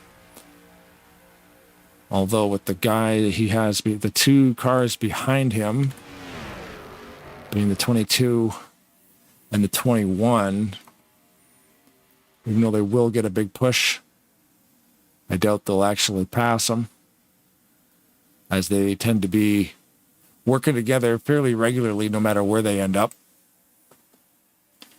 Pat McCarskey there with a move to the outside, followed by John Godfrey and Ken Roberts. See if they can get that high line working. It's not the preferred line, but when you've got that many cars, it will work. 3 cars on the inside compared to about 7, 8, or 9 on the outside. It's definitely going to work. Everything can work if you got teammates behind you pushing in big succession like that, especially. Pat McCarskey, the 97, got credit for leading that last lap. This camera angle, too, really shows, especially coming out of turn 2 onto the back straight, the amount of effect that the draft actually has. You can see there Brian Wolf on that low line looking for some help. He's kind of all by himself. David Chin is there with Chuck T behind him. This camera pack you will not get when you download Talladega. On Reddit, I found a guy in the NASCAR 2003 community named NR Clips who provides camera files for a multitude of tracks. I can't thank NR Clips enough. He tries to mimic television camera angles. And this camera right here, especially on Talladega, is unbelievable because you can see that line moving, you know, which line's working better. The zoomed in spectator camera, a little bit of a late bump by the 21 on the 22 there. It kind of caught him a little bit off guard. It looks like the 97 wants to move down in front of the 38, but he decided against it. 10 laps to go here. Coming up to lap 57, actually, so 9 laps to go. The 22 decided to pit for a hamburger. That's unfortunate. It got spun out of line, and because he's down below the racing line and nobody was coming, the yellow flag will not come out. We will stay green. It caused a stir, though. A lot of cars shuffle in position now. With 10 to go here, I'm not going to go into a replay mode. I'll try to get to that after the race.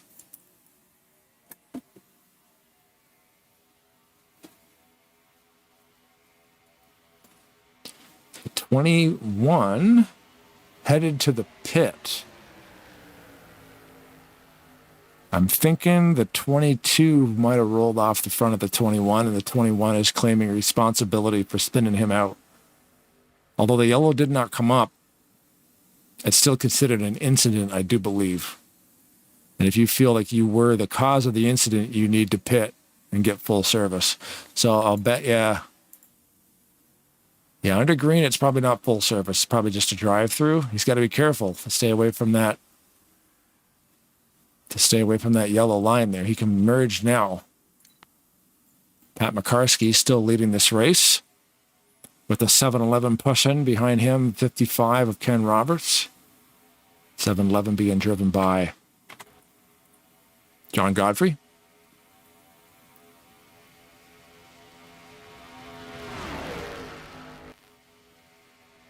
Pat McCarskey to the front of this pack a couple laps ago made a great call pulling out on the right side of these guys because that line was moving. We were watching it from that spectator cam. We could do it again.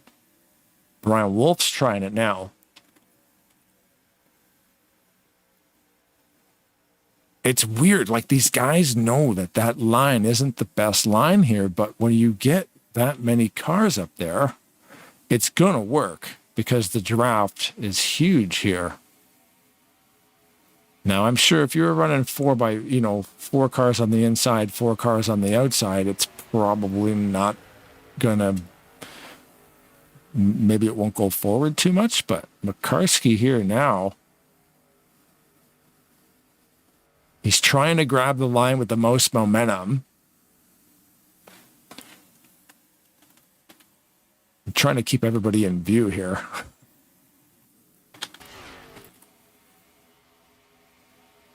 Brian Wolf all over the back of the 97.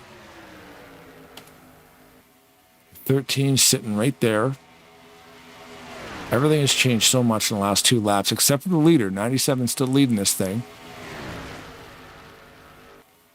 He's trying to get out beside him. Brian Wolf makes that move. The 13's going with him. We'll get helicopter cam here. The top down usually is the best view of stuff like this. Yeah, now the 97's going backwards. Brian Wolf got credit to lead that lap and push the 97 out of the way. 97 is now caught out of position and bumps into the 24.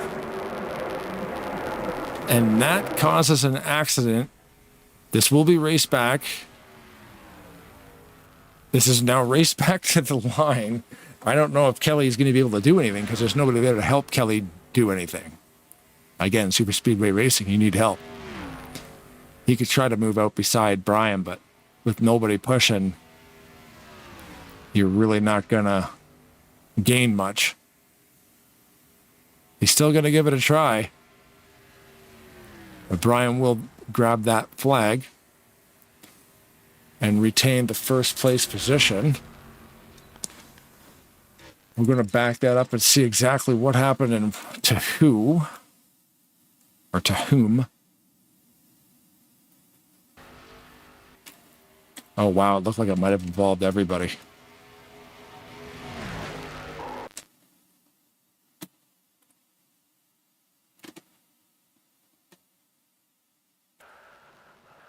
It involved a lot of people.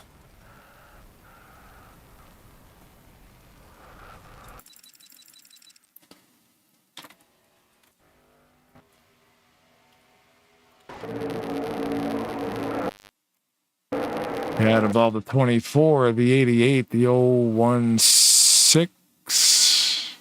Oh, wow, yeah. 24, 94 almost got through it. 18, 7, 11, 55. Not even really sure, like, where it started, really. It didn't even really look like anything. The 97's on the bottom.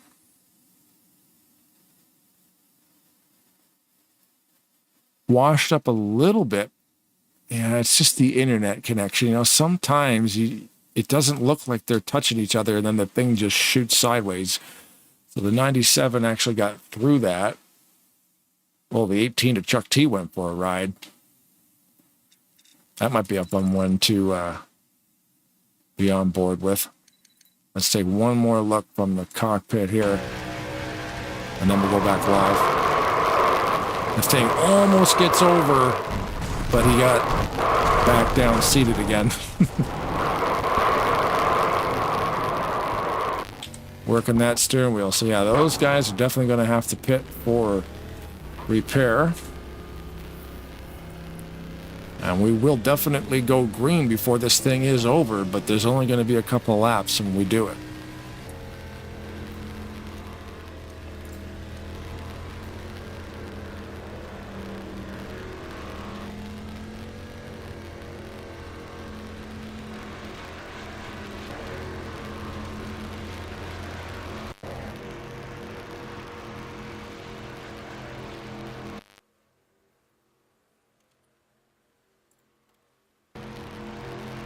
Kelly Kazi currently in 5th place with 60 points on the season after 2 races. He has led the most laps of 34 of 132 laps. Of course, we'll have to tack on an additional 18, at least, to that number, because that number of 34 laps led is after 2 races, does not include the laps led in this race. So,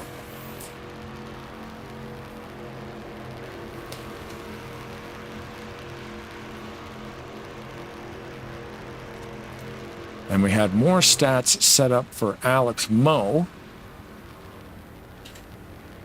He was not able to be here tonight, but Alex Moe was the winner of race number 2, currently first overall with 69 total points, which you can also see from our scrolling stats screen.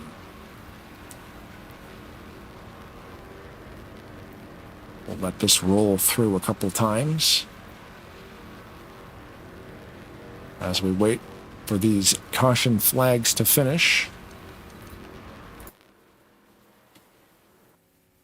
The 97 is headed down pit road, and so is Jax in the 34 to get a quick splash. We'll see what the 97, yep, same deal. They're just getting service. Quick service here.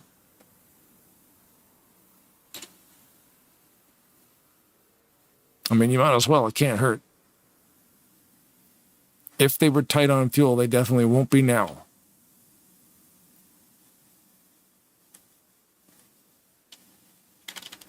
I always thank the viewers, and I thank, the league for having us here. Fluid Studios, Bryant Motorsports, Auto Sales. But you know something? Thanks to the drivers. Because without all these guys, what are we really doing?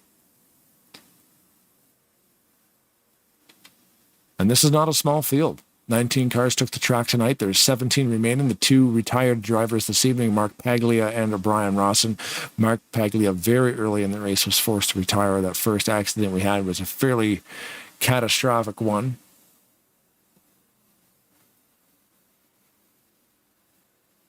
Brian Wolf in the lead.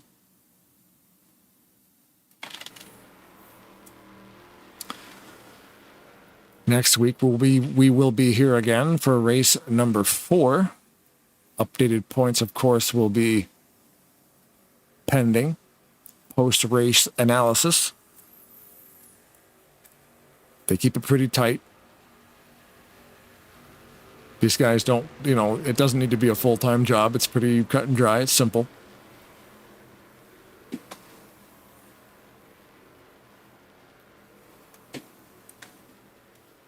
As we've been witnessing tonight, too, any time an accident happens, we see a car pitting for no reason. Well, there is a reason.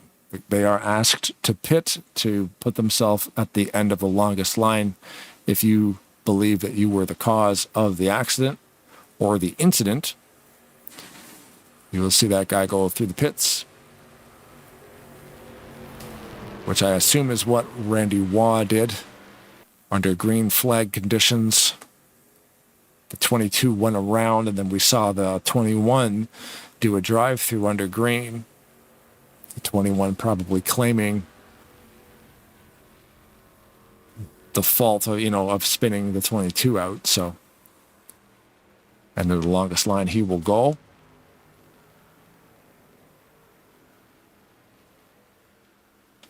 Which he is now in 9th. That's Randy Waugh directly behind the 22 again. Again, thank you very much to all these drivers for coming out here and doing this. Always a lot of fun to call one of these races, especially when there's a full field. I mean, this track can hold 43. 20 is a nice number. It just gives a little bit more space out here. 43 is definitely wild. It's a totally different monster. Talladega is a big enough monster as it is. The fact that these guys can come out here with 20 of them, it gives a little bit more space. I find, too, when you get out here at Talladega with 40 cars on the track, any bump drafting causes a wave through the entire field, which sometimes leads to some pretty crazy accidents because with that many cars, those bumps and those little checkups amplify as they go through, right? Like, so a little checkup turns into a big checkup. And if you're not an experienced super speedway driver, that turns into people coming into contact with each other in the wrong spots on the track. Rolling Thunder Gaming does the Talladega Challenge every Thursday, and they've got a quality group of guys out there, and that thing's always jam-packed. You want to learn how to race Talladega with 40 people, go there and learn from those guys. They're great. Lap number 66, which is the final lap.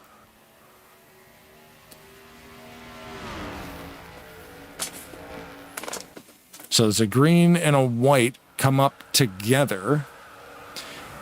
There's Simonic is out. The 21 is upside down. There's Shalinsky back there. The 21 needs a hand. Okay, so now we're just focused on the front here. The 13 and the 38 directly behind the 29 with Chin right there too. The yellow flag is up, but it does not matter. These guys will race back to the checker to see who wins this race. We are on the final lap.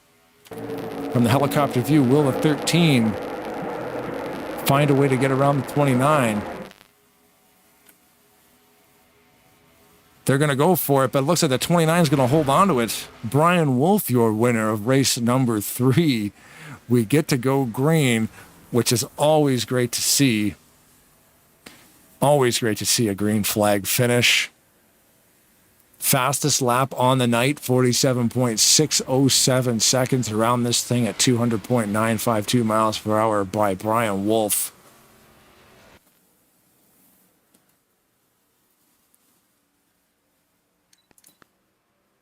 Very cool. Congratulations to Brian Wolf in the 29 car. Now, Brian was second in points coming into this thing, and Mark Paglia was number 1 on points total for the season. Now, Paglia was forced to retire in this race and will receive 19th place points. Brian wins the race, which will mean Brian will leapfrog Mark easily to lead this season. So will a couple other drivers, actually, because they do the 1 point per position.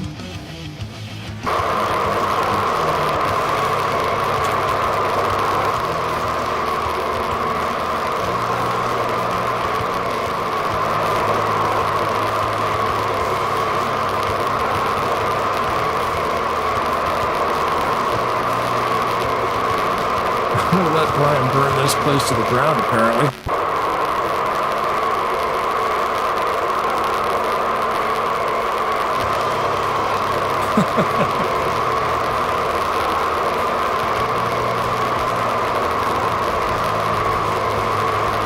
With all the smoke, we cannot see. There it is. With all the smoke, we can't see the car.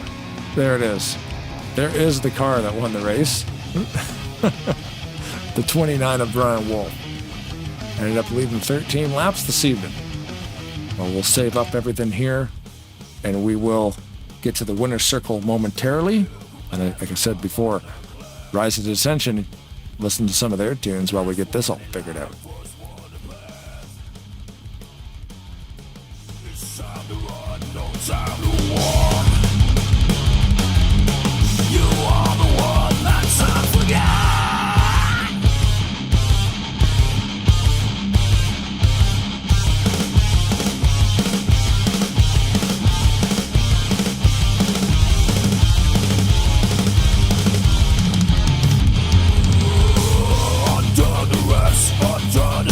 Try making points you can't improve. With no command, you make a stand to fight the war you're bound to lose. Never think before you act, that's why you feel alive. Just stand it now, it's best for all. I'll hold your wrist, you hold the knife. What you think is safe so far? Let the beat not made. Lost all respect for who you are. It'll fit, I may have led. All the scaffolding horses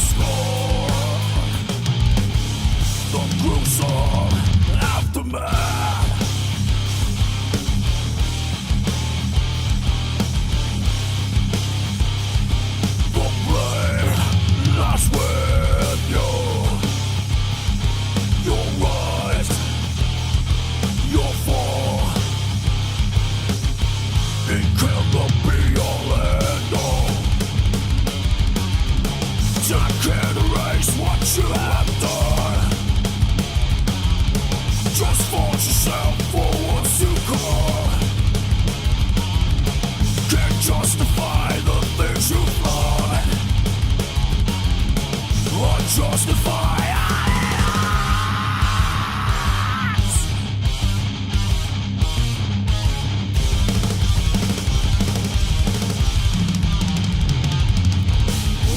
pointed stare without a care. They pay to watch you win. You make a plea. You pray to God who says you got the soul of king. Cause you lied, you've been denied any liberation. Condemned to live. All right, now we get that all set up. Let's see if we can find... Let's see if we can find Rodney Sullins, because Rodney Sullins got third place in this race. Dude, how you doing? How's it going, Blaine? Good to see you. Good to talk to you. Yeah, man, what a race that was. I mean, we got a green flag to end it all up, and yeah, here we are. Yeah, that was a fun race. I enjoyed it. It was a good time. Good time. So what's the deal, man? Like, you're able to race here every night? I mean, you basically race everywhere. It's always cool to see you guys come out here. Brand new season, brand new series. Brian's pulling 20 to 28 people out here every Sunday. Lots and lots of options. What makes this different than other leagues? Well, I got a lot of my friends and teammates, guys I've raced, with for the last few years here. Brian, I know he's going to put together a solid series. It's going to be good, and I love Superspeedway racing. It's been my favorite to watch in real life. To go to the racetrack and to watch on TV. Daytona and Talladega has always been my favorites, and I love doing it. I love sim racing doing it. So it's a good draw. It's going to be a lot of fun. I think it's going to grow over the next few seasons. Yeah, it's been fun to watch so far. I mean, and to see some familiar faces, and of course a bunch of people that I'm getting used to new names too coming into ASR. But yeah, to be able to do this on a Sunday is always super awesome, dude. But yeah, by the way, to let you know, Dad was watching. Even though he's, like I said, like you told me before, I think he's on Mom's account, but he's out there watching. Yeah. It shows up as Sandra usually, but that's my dad. That's His name's the one. Alton. If he hadn't introduced himself. No, he didn't, but I remember you told me that, so I make sure to give him a shout out. There you go. Appreciate that. Yeah. Thanks for watching, Dad. Love you. Hope to see you in a few weeks anyway. Yeah, man. Well, yeah. If you have any insights or anything you want to say, the microphone is yours. I'm running this thing solo today, so I'm kind of multitasking. Take it away. Man, I'm sure you did a great job. I had it playing in the kind of above my monitors there while I was racing. Every once in a while, I'd be looking up there to see what you were doing. So great stuff as always. Tarnation TV, thank you. Blaine, Brian Wolf for putting this on. ASR for allowing this Superspeedway series to happen here. My Burnt Screwdrivers teammates, Black Rifle Coffee, Habana Brisa, Thrustmaster GT Racing, Wickers, Shinko Custom Diecast. Dad, thanks again for watching. Hope you enjoyed that. It was fun. But I appreciate it all, and congratulations, Brian, on the win. Kelly got done for second, so thank you. Had a good time. Awesome. Thanks for coming out, Roddy. Congratulations. Thank you, sir. Appreciate it. Moving up the list to the second place finish, Kelly Kazi, man, from front to back. An awesome race to watch. There was a few, I think there's only like 5 or 6 yellows. It doesn't even really matter, the cautions. To be able to get around some of those yellows, and pit strategy was I was talking about it a little bit, but then it sort of evened itself out. Are you out there looking at different lines? Because we didn't expect that high line to work. That's kind of the one thing that we were told about this version of Talladega, that third lane doesn't really work. However, more than once, when there's 3 guys in the middle and there's 90 coming on the outside, it's gonna work. Yeah, that third line, it'll work if you get a guy that's gonna get up on you, and you got some guys that'll push each other a little bit, and you've got to squeeze that second line a little bit on this track.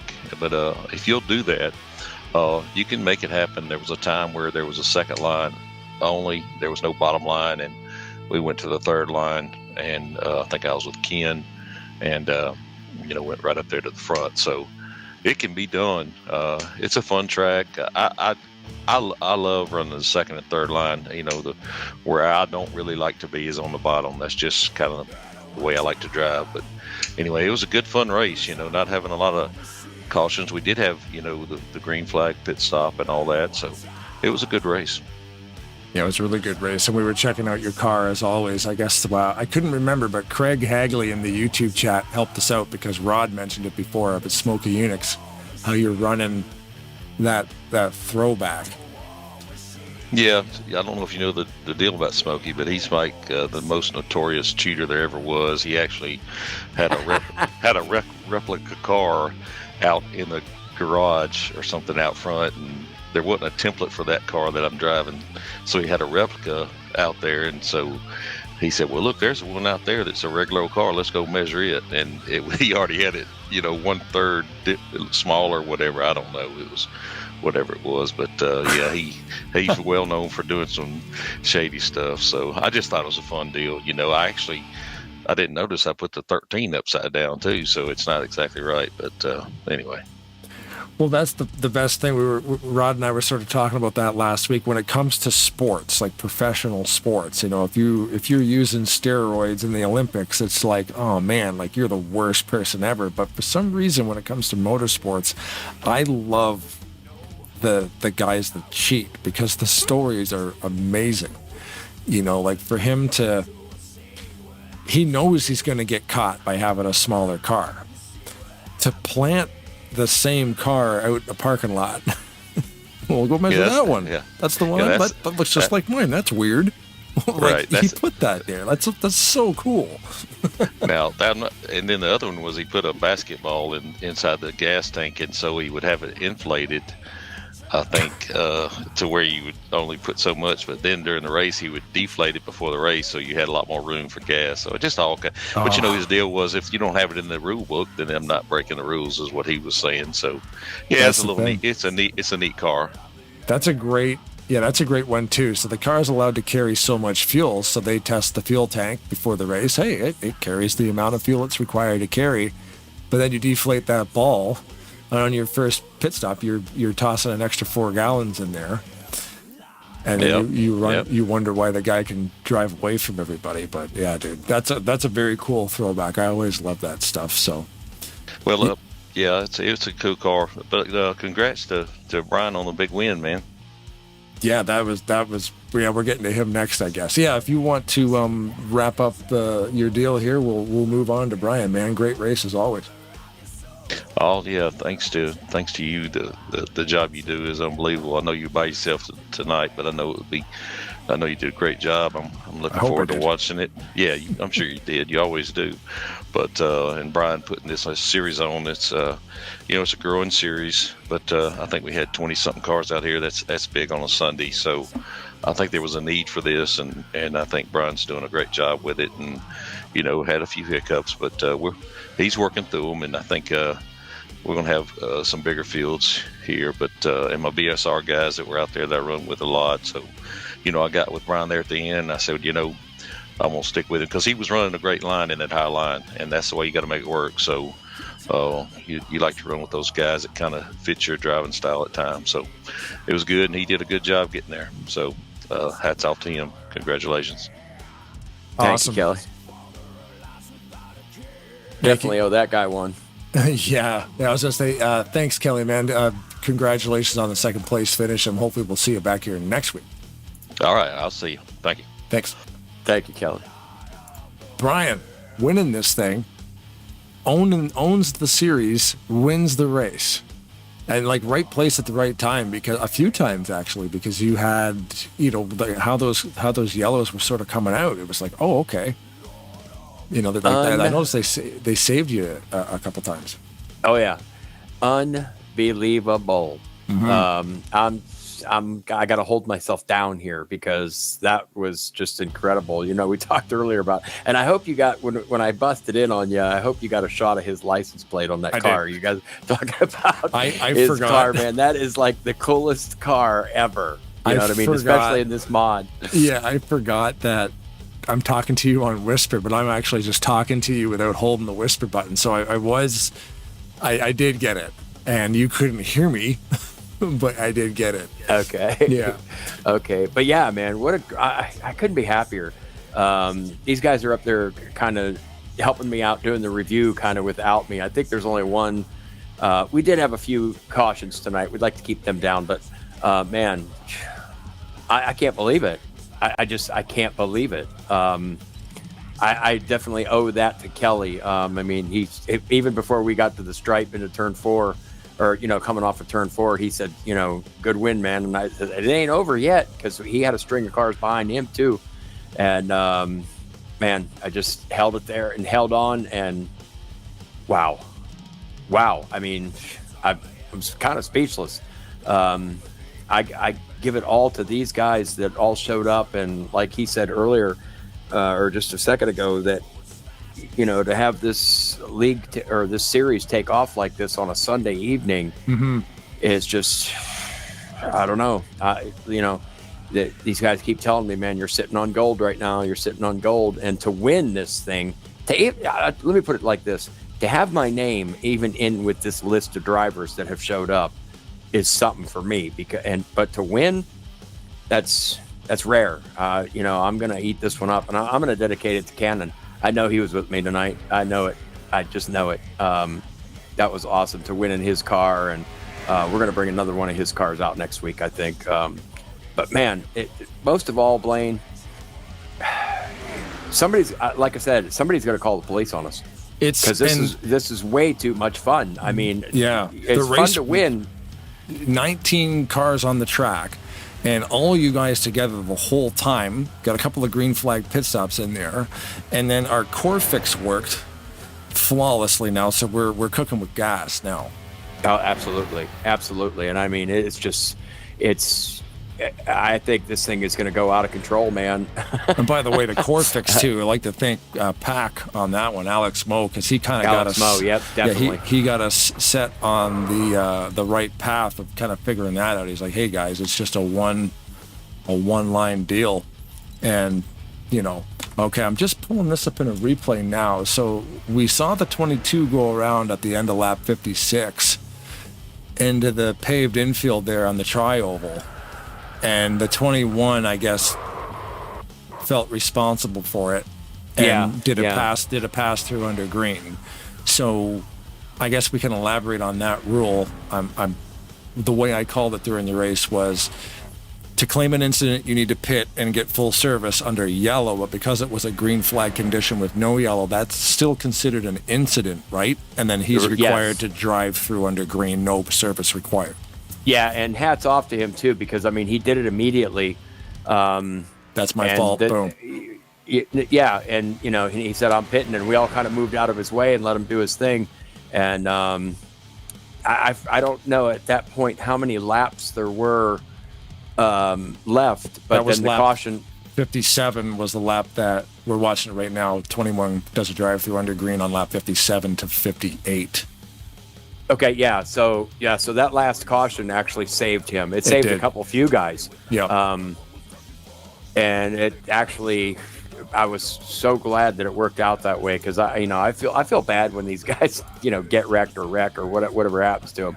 I really do. I feel for them, because it's happened to me so many hard times. But I'll tell you what, the highlight of that race for me was that green flag stop that Ken Roberts and I had. I don't know if you had gotten a shot of that or not. Oh yeah, but it was I'll awesome. tell you what, that was probably the best and luckiest pit stop I've had in my entire career. That was wild. We went in the cockpit with him, and it was scary watching that inside wall coming up. He just missed it. Like, he hooked that thing around that wall sliding. that guy knows how to wheel it, man, because that was crazy. Yeah, and like I said, man, to even have my name listed here with some of these guys is just a huge accomplishment for me. But to win, I can't believe it. I can't believe it. Well, especially like we're watching right now when you got guys like Kazi, Sullins, and Chin right behind you coming up to that checkered flag, even after the couple of accidents that happened. Anything can happen there. Yep. You know. Yeah, and if I'm looking, I'm probably a couple seconds behind what you're looking at, but yeah, Kelly Causey gave me a little nudge there, and I thought, well, this is it. They can't get me now. You know what I mean? Right. Even though they tried. I mean, Yep. they really did. They tried coming down that final stretch. It was close, but congratulations to Dave Chin too. I mean, I know he loves his style of racing, and to come up fourth just in the third week was great. And I reminded these guys throughout. Next week marks halfway. We're halfway done. Yeah. How'd that happen? You know what I mean? Yeah. Right. So I mean, excuse me.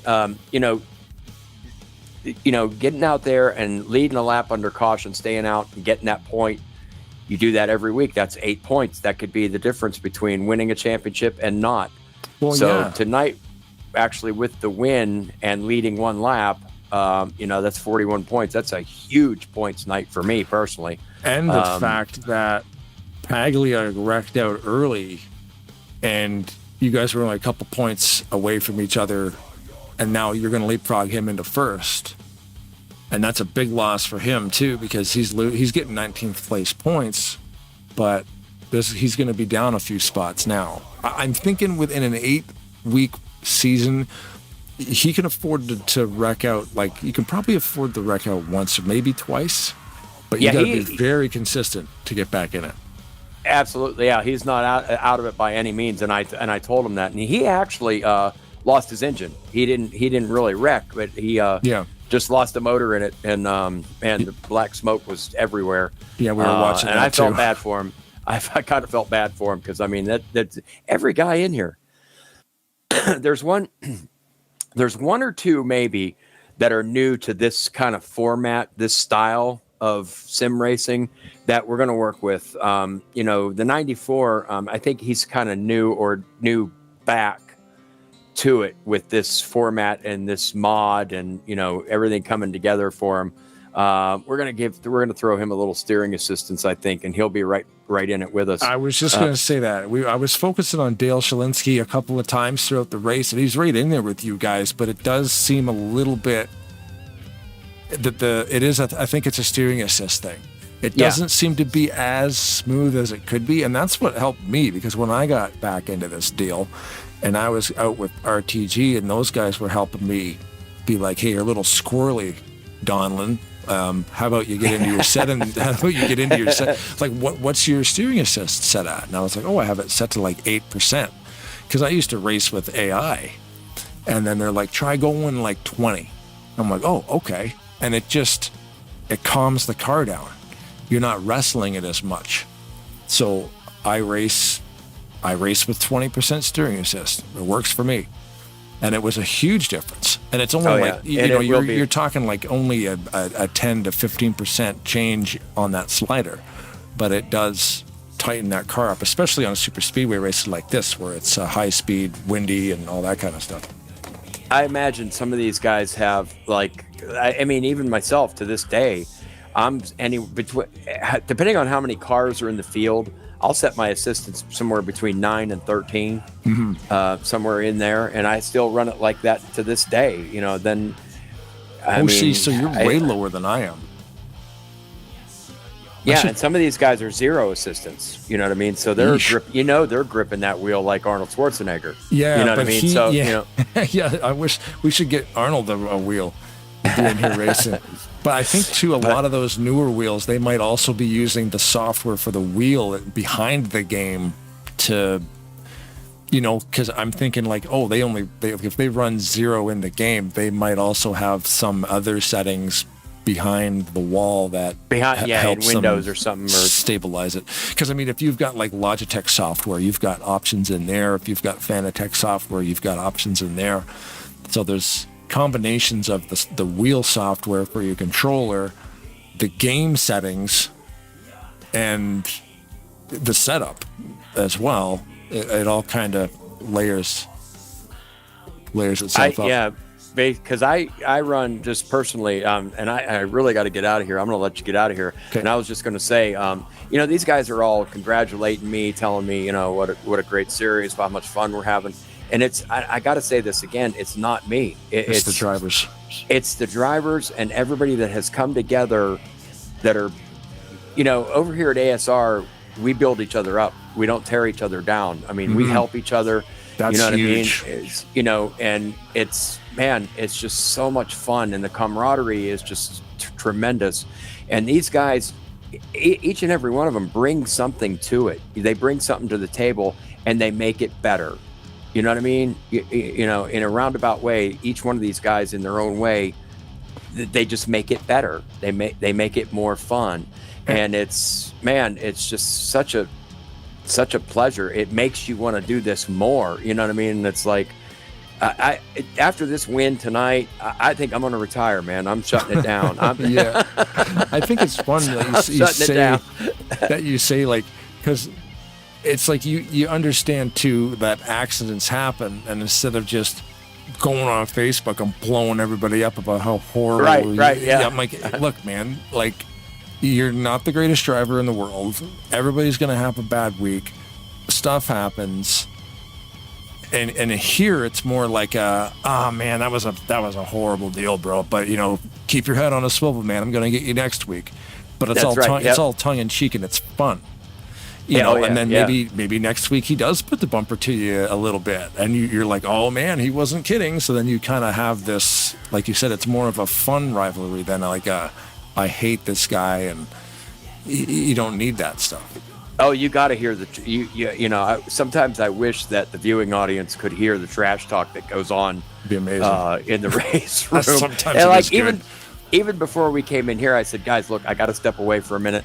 I'm going to push Kelly and Rodney into the room here. And Ken spoke up right away and said, man, you don't want those two animals in the same room together. Yeah, and they can hear it's just so much fun. Funny, yeah.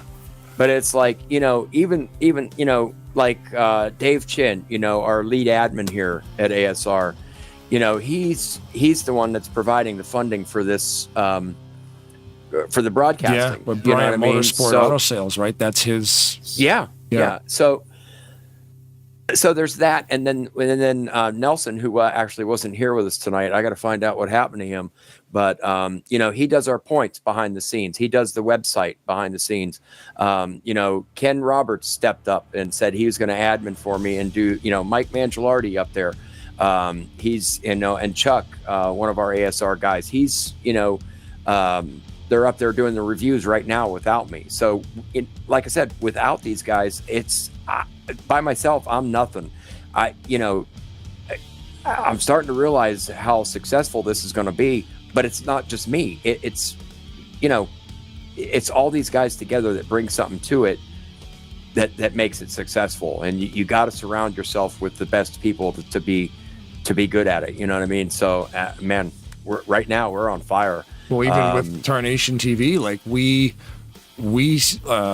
started this thing years ago, you and I did it by myself for a little while, and I was like, I need a co-host in here, and then you came along, and we kind of Talladega Nights was gracious enough to let us use that as a sandbox and just do whatever the hell we wanted to do. Yeah. And then we split ways, and then it all comes back around again. And, the guys I've had in the middle, and Rod can't make it on Sunday nights sometimes because he has an actual race team at the track on Sunday nights. Andrew Miller got pulled away at the last second, so I'm like, oh, damn, I got to do this thing alone again. But I'd like to thank Rise of Dissension, the music you've been hearing all night, because every time I had to go work on something, I just turned the music back up. So my friends, Doug, Jono, who's in that band, Landon, there was all kinds of different people in that band, Jevin, Darren, Andrew, like the music I use on the broadcast too can cover me as well, which is neat. But yeah, and of course all the people watching and the guys driving on the track, Yeah, thank everybody who showed up and was chatting away in the YouTube thing. I can't wait to see it again. But just like you just mentioned, all those members of that band, without one of them, it doesn't happen. Yeah, you know what I mean. It's not all about one guy. It's so for me to win at this thing, because I race. You had to put a band together. You needed right, someone yes. to play all the instruments, right? Who's going to broadcast it?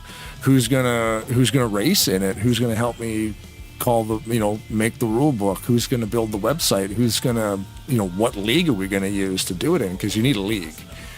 Whose TeamSpeak channels are we gonna use? What server are we gonna use? When you think about it, it's kind of crazy.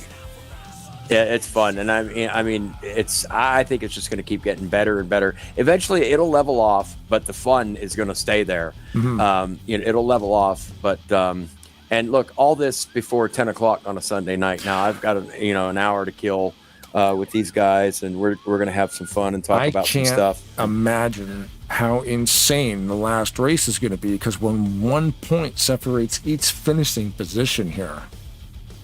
Yeah, I don't know if I have enough calculators to know what's going to happen on that last lap.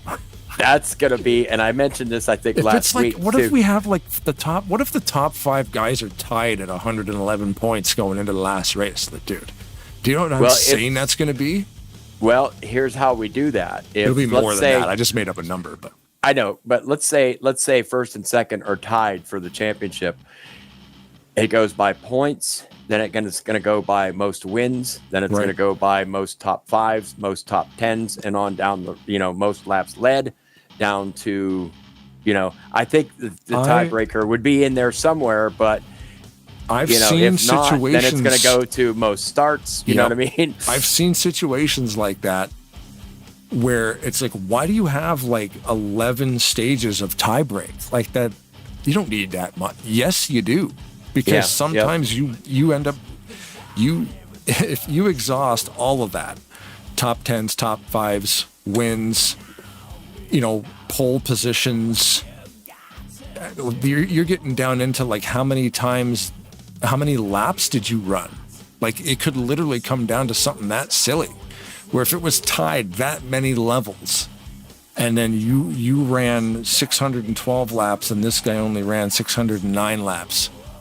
Okay, well, you win the championship because you had 3 more laps led, or 3 more laps run. Exactly. Just because you've exhausted. Okay, you're tied in points. Then what? Boom, boom, boom, boom, boom, boom. You get down to that 10th level, and it is going to be that silly. But that would be so amazing if it got to be that crazy. It just might. And the interesting thing about that too, and I think I did mention this last week, is when we start getting into week 5, 6, and 7. They'll never admit it. They will never admit this, but all these guys are going to be doing math in their head every lap around. Yep. You know what I mean? It's like, I got to be ahead of this guy by 3 spots. I got to be behind this guy by no more than 2 spots. You know what I mean? So there's going to be a lot of math going on. Can you imagine it on this side? Because I'm going to have to do the same thing. It's almost like I need to come up with an algorithm to just be able to plug in what ifs all day. I mean, it could very well come down to, Blaine, and it would be way too good to be true. But I think one of these, because we're planning on season 2 already, so it could come down to the last lap of the last race to decide a championship. I mean, it very well could. Yep. Yeah, because if you have a few guys in seasons points that are tied, they're literally, you could have a drag race for 3rd place, but that's the championship on the line. And I know I'm going to have to try to figure out where to put the camera, because it's like, okay, well, the winner of this race doesn't matter because that guy just showed up today. We got to watch this, and it's going to be neat to see.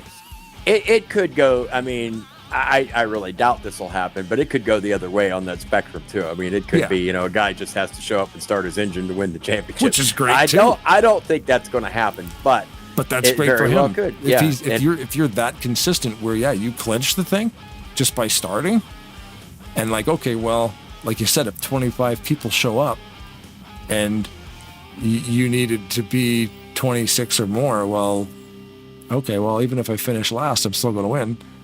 Well, great then. You came out every week and slaughtered everybody, and you deserve it. I'll tell you what, before I go here, because I've monopolized this whole thing tonight. I finally get to talk to somebody. I'm a chatterbox. No, I mean, I'm monopolizing the whole thing, but I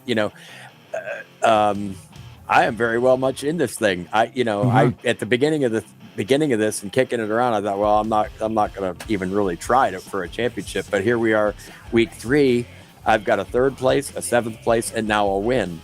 So I'm very much in it. You know what I mean? It's and next week could be a disaster. You know what I mean? And at one point, actually during this race, I almost lost it because I accidentally hit my volume control on my headset is right behind my ear. And I went to scratch my head or something like that, and I knocked my sound all the way down. I thought my engine blew. I couldn't hear my engine revving. I'm like, oh, yep, the 29's out, man. The 29's out. I pulled off to the side, and I'm like, wait a minute, that tack is still moving. Wait a minute. My sound. Oh, my sound. Oh, my God. You know what I mean? So something even as dumb and as simple as that could take me out. You know what I mean? Yeah. You let down the towel, the tack's going. I guess I'm just got no headset. You know? Yeah. So, but anyway, man, thanks so much, Blaine. This was really a fun night. I mean, of course, I won the thing. It was fun. But either way, I think everybody had a good time tonight. It was a blast. You know, there's some guys that are, still learning a little bit, but they'll get right up here with us. And thanks so much, man. I can't even wait for next week now. It's going to be crazy. It's going to be crazy. Good. Yeah, man. Well, yeah, thanks again for having us. This was a phenomenal race, and congratulations on the win. Thank you, man. And a couple days ahead of time, maybe sometime over the weekend, next weekend, we'll get a 3rd guy lined up for you. Maybe somebody from ASR or something, just in case, you would need somebody in the booth with you there. Yeah, I've got a couple of backups in mind, and it was just sort of a frantic deal. But yeah, we'll definitely figure it out. All right, man. Well, thank you so much, man. We'll go ahead and wrap it up. And thanks to all the viewers that came out, and thanks for everybody's support. And come and join us. Come and join us. You know what they say: if you can't beat them, join them. Come out and come out and get with us, man, and come and take it away. It's going to be fun. Sweet. Thanks, Brian. Congratulations again, buddy. Have a good night. Thanks, man. You too. See ya. Brian Wolf, congratulations on your win this evening. Obviously, thank you to Rise of Dissension for providing the music tonight, because they were able to fill some gaps. Instead of listening to complete silence, at least I was able to play you guys some music, so their information's on screen, as you can see, and it's obviously in the description below, along with ASR's website, if you want to see what's going on over there. Of course, you can get on Facebook and contact any one of these guys, or just drop, contact Tarnation TV. I can get you in touch with these people if you want to race here. I guess that's pretty much it. Race number 3 is done, and it was glorious. We'll see you here next Sunday for race number 4, which marks the halfway point of the ASR Superspeedway series. And thank you very much again to Fluid Studios, which is Brian Wolf's YouTube channel, and Bryant Motorsports Auto Sales, David Chin, for sponsoring Tarnation TV and allowing us to call these races for you guys.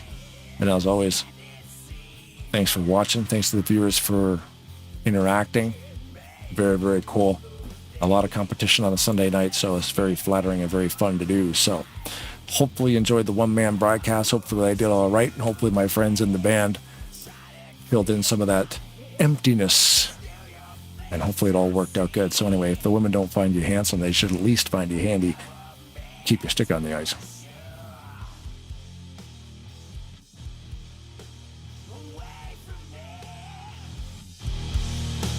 Away from me. Away.